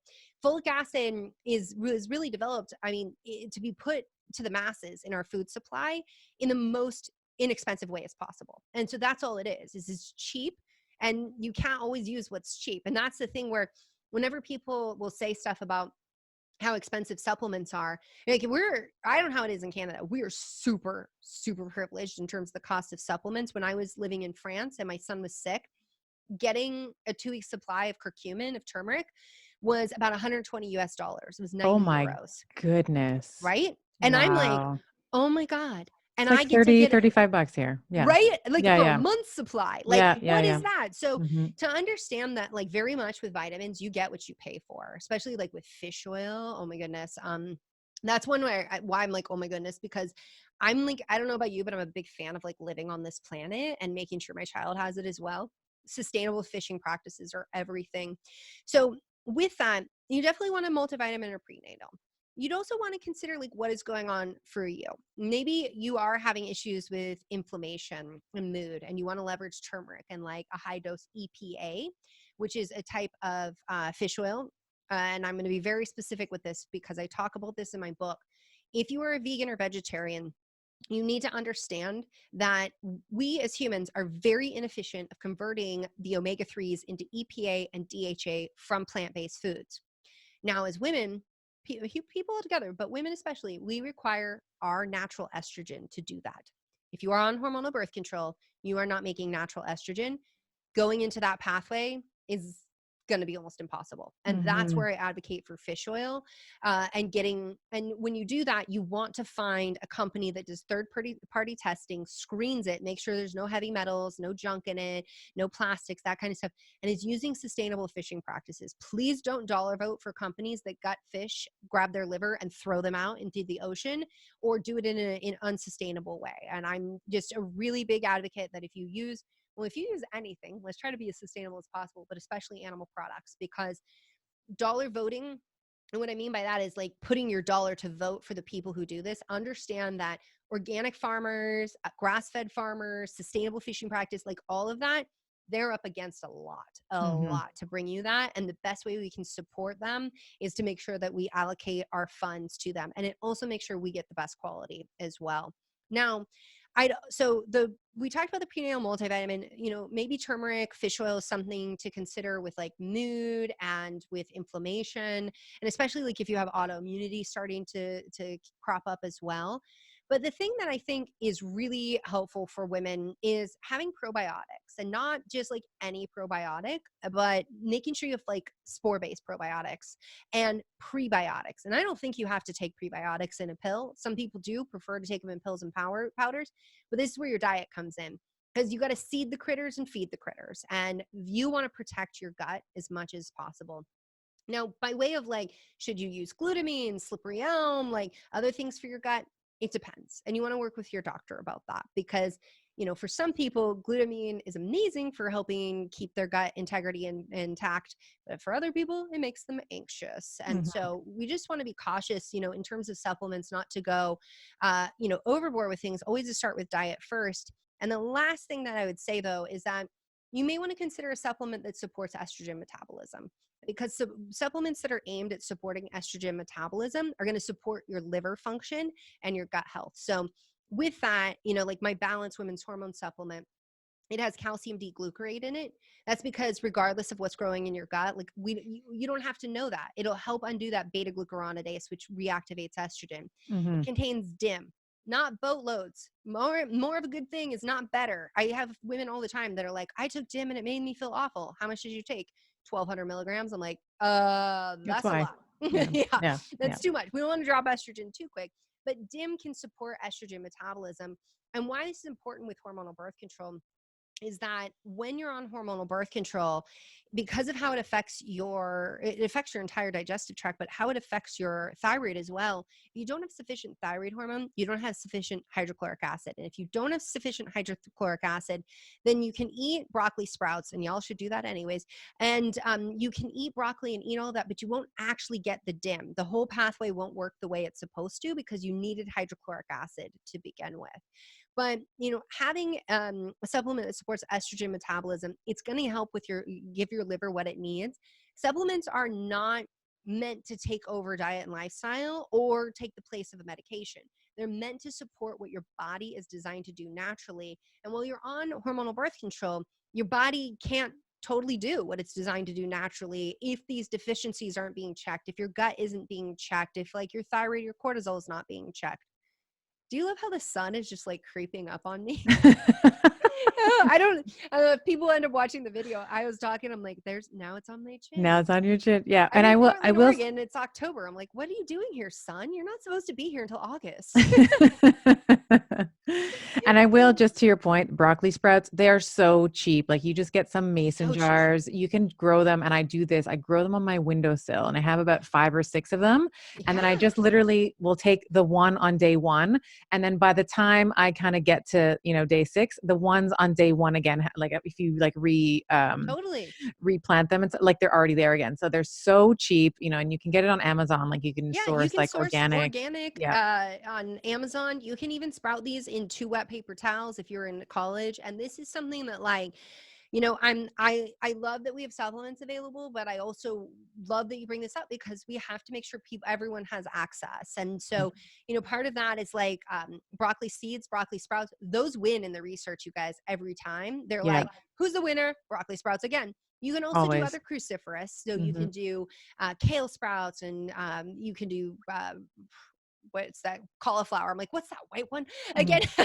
So you can do these different sprouts Yeah. as well. And the other thing too is seed cycling that I talk about in my book. And seeds are incredibly inexpensive. So they are a very economical way to boost your nutrition. And I talk about seed cycling, whether you're on birth control or off. You can use seed cycling as a way to start to get into your rhythm. I've had so many women say like, oh, since I like started seed cycling, because I'm actually paying attention a lot more, like I'm noticing X, Y, and Z. Now, you're not going to find a study on seed cycling. There's no study that's going to be like, this is seed cycling. This is something that was taught to me by my mentors. I've been seed cycling for over a decade. My mentor, he published a book with seed cycling in it like 20 years ago. And that was after like 20 years of practice.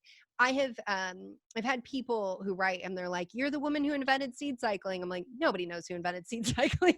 It's been Right. around a long time and it wasn't me. But in the seed cycling, it's using fresh ground flax seeds and pumpkin seeds during your follicular phase. So day 1 of bleeding until ovulation. We say day 14. Nobody always ovulates on day 14, but this is a great starting place to get to know your body.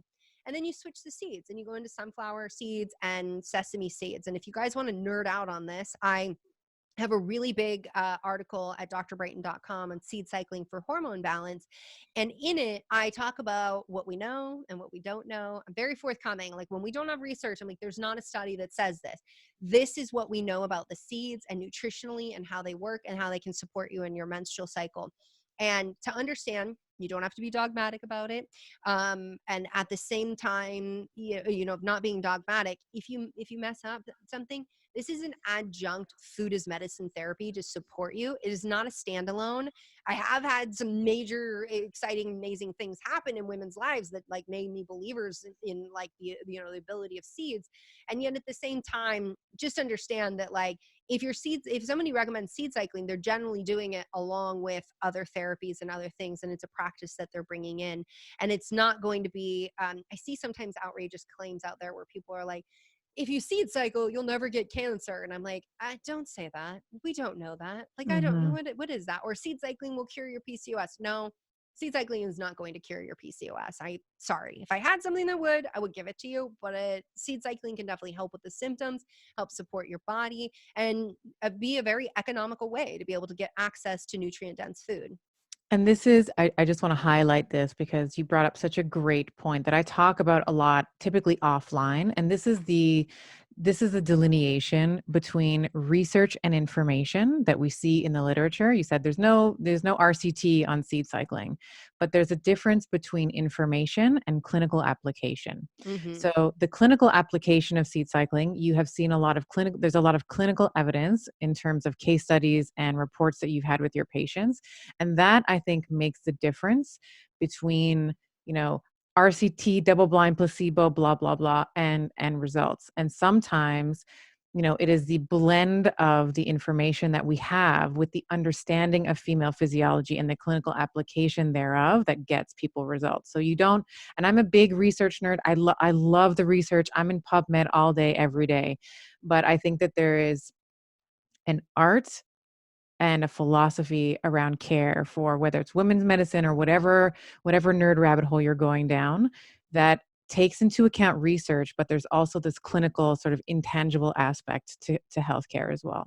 And I think we also have to recognize that as it stands, the scientific method, while I love it, has limitations in understanding the natural world. And our technology has limitations in understanding the natural world. And our funding has limitations in what we Right. actually study. And so, Right. you may never see a randomized control trial on seed cycling, for whatever reason. It's the other thing too with like some of the other studies and trials, they're never going to happen because it would be unethical. Now, seed cycling is not unethical, but I think sometimes we can get kind of angry at doctors and scientists and what's going on and feel like there's a great injustice. But as we were talking earlier on about Plan B, and like there's not great studies on it. You know why? It'd be super unethical to do Oh, that. you can't Like, have human studies. How can yeah. you? Yeah. And that's so sometimes people will say, oh, well, you're basing that, it's based on rodent studies. Well, one, it would be really unethical for us to do this in humans. We can't. We're Hmm. going to have to use an animal model. And two, it's really expensive to do in humans. And we've got to test that first and see is it even worth doing in humans. So there's a lot of things to take into consideration. And I think to your point about like there's clinical observation and there's the fact that our patients teach us so much, and we see this movement towards evidence-based medicine, but for people to understand there's a lot that's being practiced in medicine that goes against the evidence. So I think episiotomies, when we talk about women's medicine, is one of the most classic examples of, despite the research coming out showing it didn't help, doing episiotomies didn't help, in fact it might make things worse, we Mm. still saw the clinical Hmm. practice of it. And so there's lots of things that happen in medicine, and while they'll say it's evidence based, it may be based on evidence from the 80s. And so, have they read the new evidence, or is there actually evidence that is supporting what they're doing now? I think a great example with birth control and breast cancer is that doctors were saying, well, this is low dose, so the risk is going to be lower. And this was really coming out of like, this was the story that was being told. And then when the research actually came out, we found out it wasn't a lower risk of breast cancer. In fact, there's still a risk of breast cancer. And what was interesting to me It's how flippant people were when people were just like you saw doctors and experts be like, well, whatever, it's just a mild increased risk, but it helps prevent ovarian cancer. We can say, yes, it helps prevent ovarian cancer. It helps with endometrial cancer. There's a time and a place. And at the same time say, and it increases brain cancer and breast cancer and liver cancer, and have those kinds of conversations. Like, and I just think people get, I think they just get a little, like they get just kind of triggered really fast to be like, oh Mhm. no, something bad was said, but like that means that like the way I've been practicing wasn't in the best interest of my patient. But this is the nature of medicine and science. Like, we're not, why do most of us get into it? Because we're forever learners. Like, we're never going to have all of the answers. And I think that's okay. But we, again, have to have that humility and curiosity to know that we're not always going to be right, and to be curious about the new information that's coming out. But first and foremost, be curious about what our patients are saying, especially when there is no research to support it. Like, Right. when you start seeing the same thing over and over, like when I kept seeing, I went through post birth control syndrome myself. And then when I kept seeing it over and over, I mean, at first I was like, I'm a freak. Then I was like, wait, it happened to her. Wait, it's happening. Hey, the majority of women are struggling to break up with birth control. Why are we not talking about this? And so Let's that's where the, define that. Let's define oh, yeah. yeah, let's define, because you're the first person I've ever heard of refer to it as post birth control syndrome. So let's define that for the listener.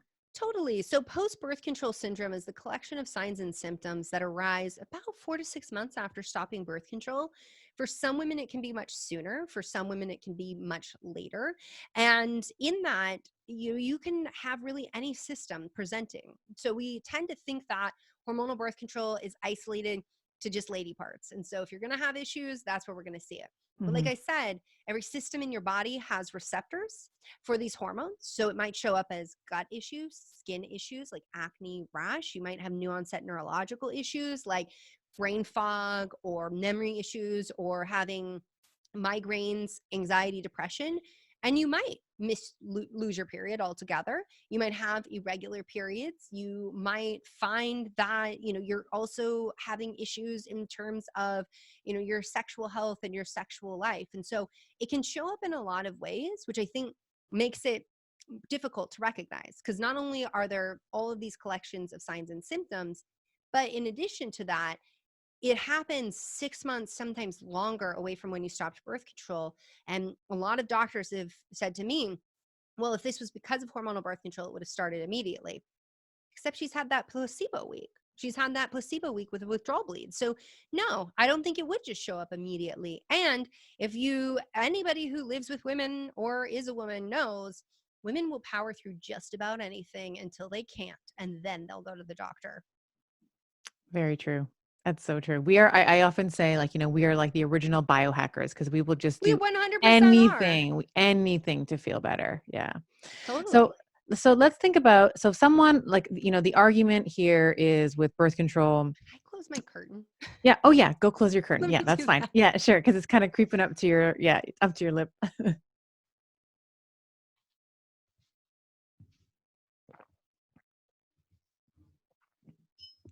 There you go. Oh, that's so much better. I was like, Yeah. I'm looking like a weirdo right now. Like I've There's just still put some too sun much coming patter on underneath the. me.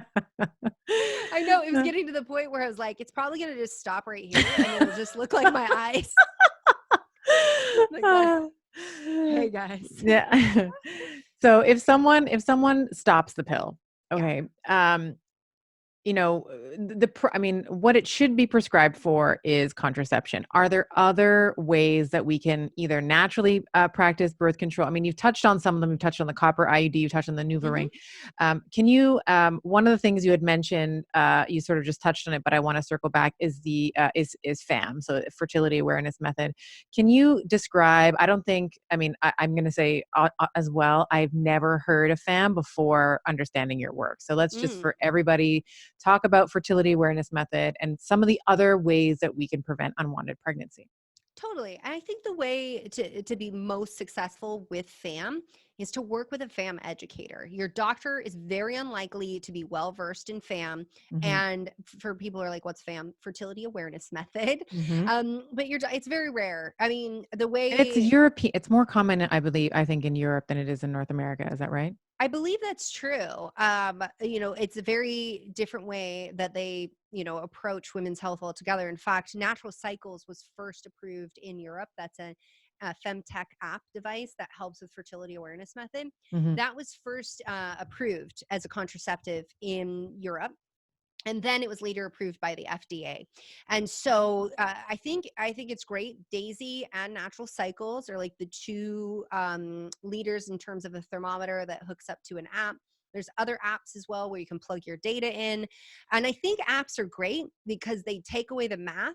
But I don't think that we should ever take a backseat to our reproductive health, and that you still need to pay attention to your signs and symptoms. Because if for some reason you didn't take that temperature at the exact time and do that right, but you have fertile cervical mucus, pay attention to the fertile cervical mucus. So Hmm. Hmm. fertility awareness method is not the rhythm method, and it's not the calendar method. And those are definitely, if you want to fail and get pregnant, those are the methods. And so the calendar method is like, oh, Yeah. every woman ovulates on day 14. So if it's day 14, like I'll probably be Right. ovulating. Not Hmm. true. Hmm. And then, the rhythm method, that's not really grounded in science, where the fertility awareness method is coupling. So we're going to take a look at your symptoms and your body temperature. So every single morning, eyes pop open, you use your thermometer and you take your temperature and you record it.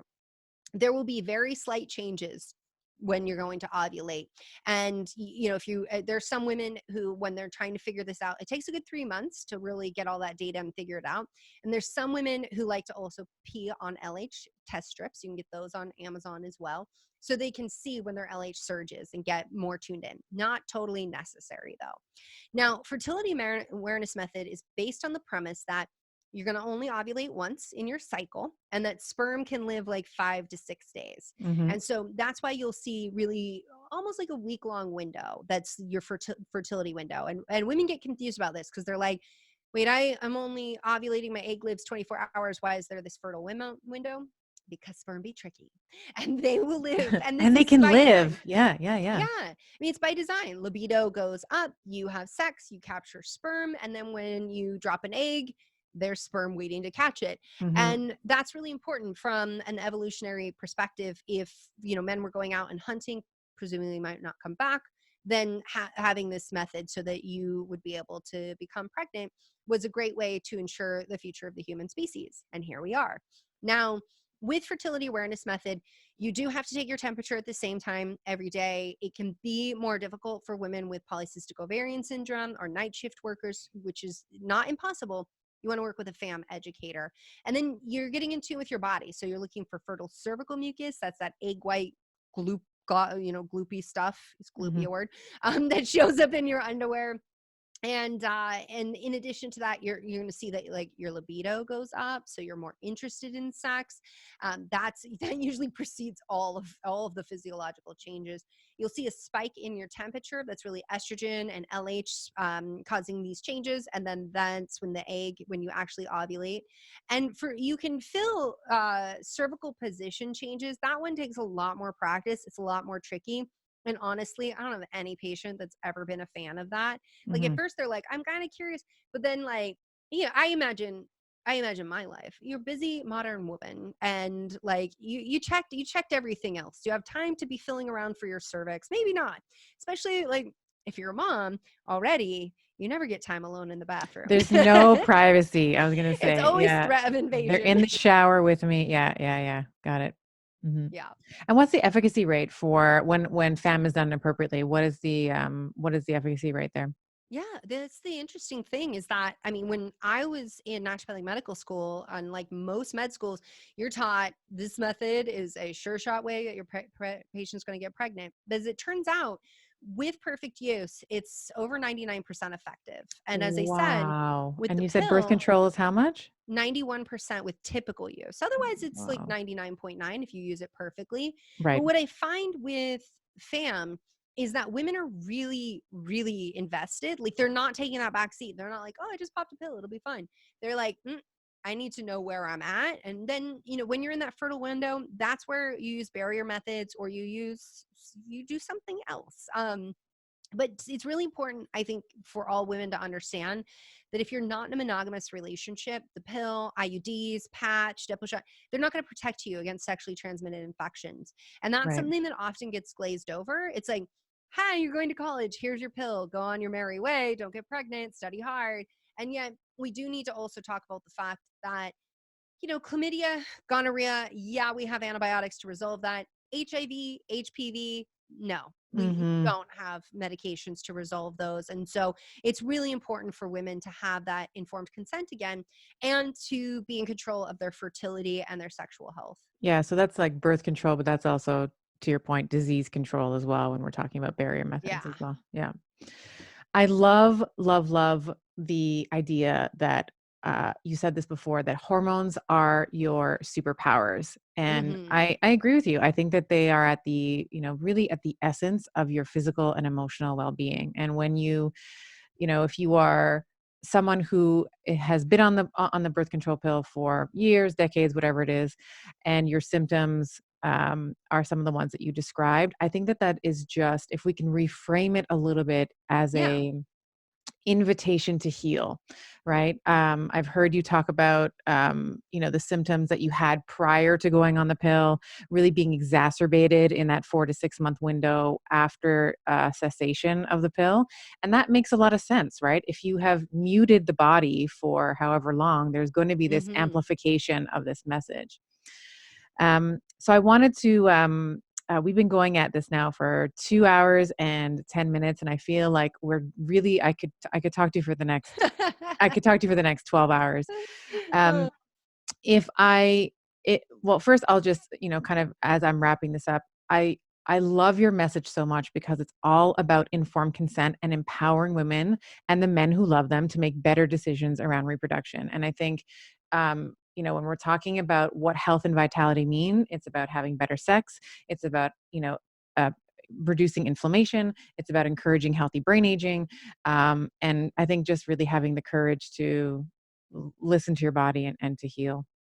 Totally. Yeah. Yeah. Well, this has been a great conversation. Thanks so much for having me. I appreciate it. It was Yeah. good to see you in Canada. Yeah, Good to so great to chat see to you you. with And your if fertile I wanted to flowers. point if I wanted to point people where they can find you, so we're gonna link to your book, the Amazon link, but is there other places that I can be linking to have people check you out? Totally. So you can find me at drbrighten.com, drbrighten.com. It's Brighten like the sun. And this women call my Yes. website the Google of women's health, which I crack up, but they're I like, love it. anything you need to know and get answers on, like it lives there. And yeah, that's pretty accurate. We're still working on building even more resources. And then of course you can find me on Instagram at drjolene Brighten. That's my favorite place to play. And then we also have YouTube videos. You can just find Dr. Jolene Brighten on YouTube, because I know everybody learns differently and not everybody wants to sit down and read articles. So we also have videos as well to help educate you. And you're very active on Instagram. I often have a fun banter with you on social, so it's always good to see the stuff that you're putting out. It's really good stuff. Awesome. Well, thank you so much. You're so welcome. Thank you so much for our conversation today.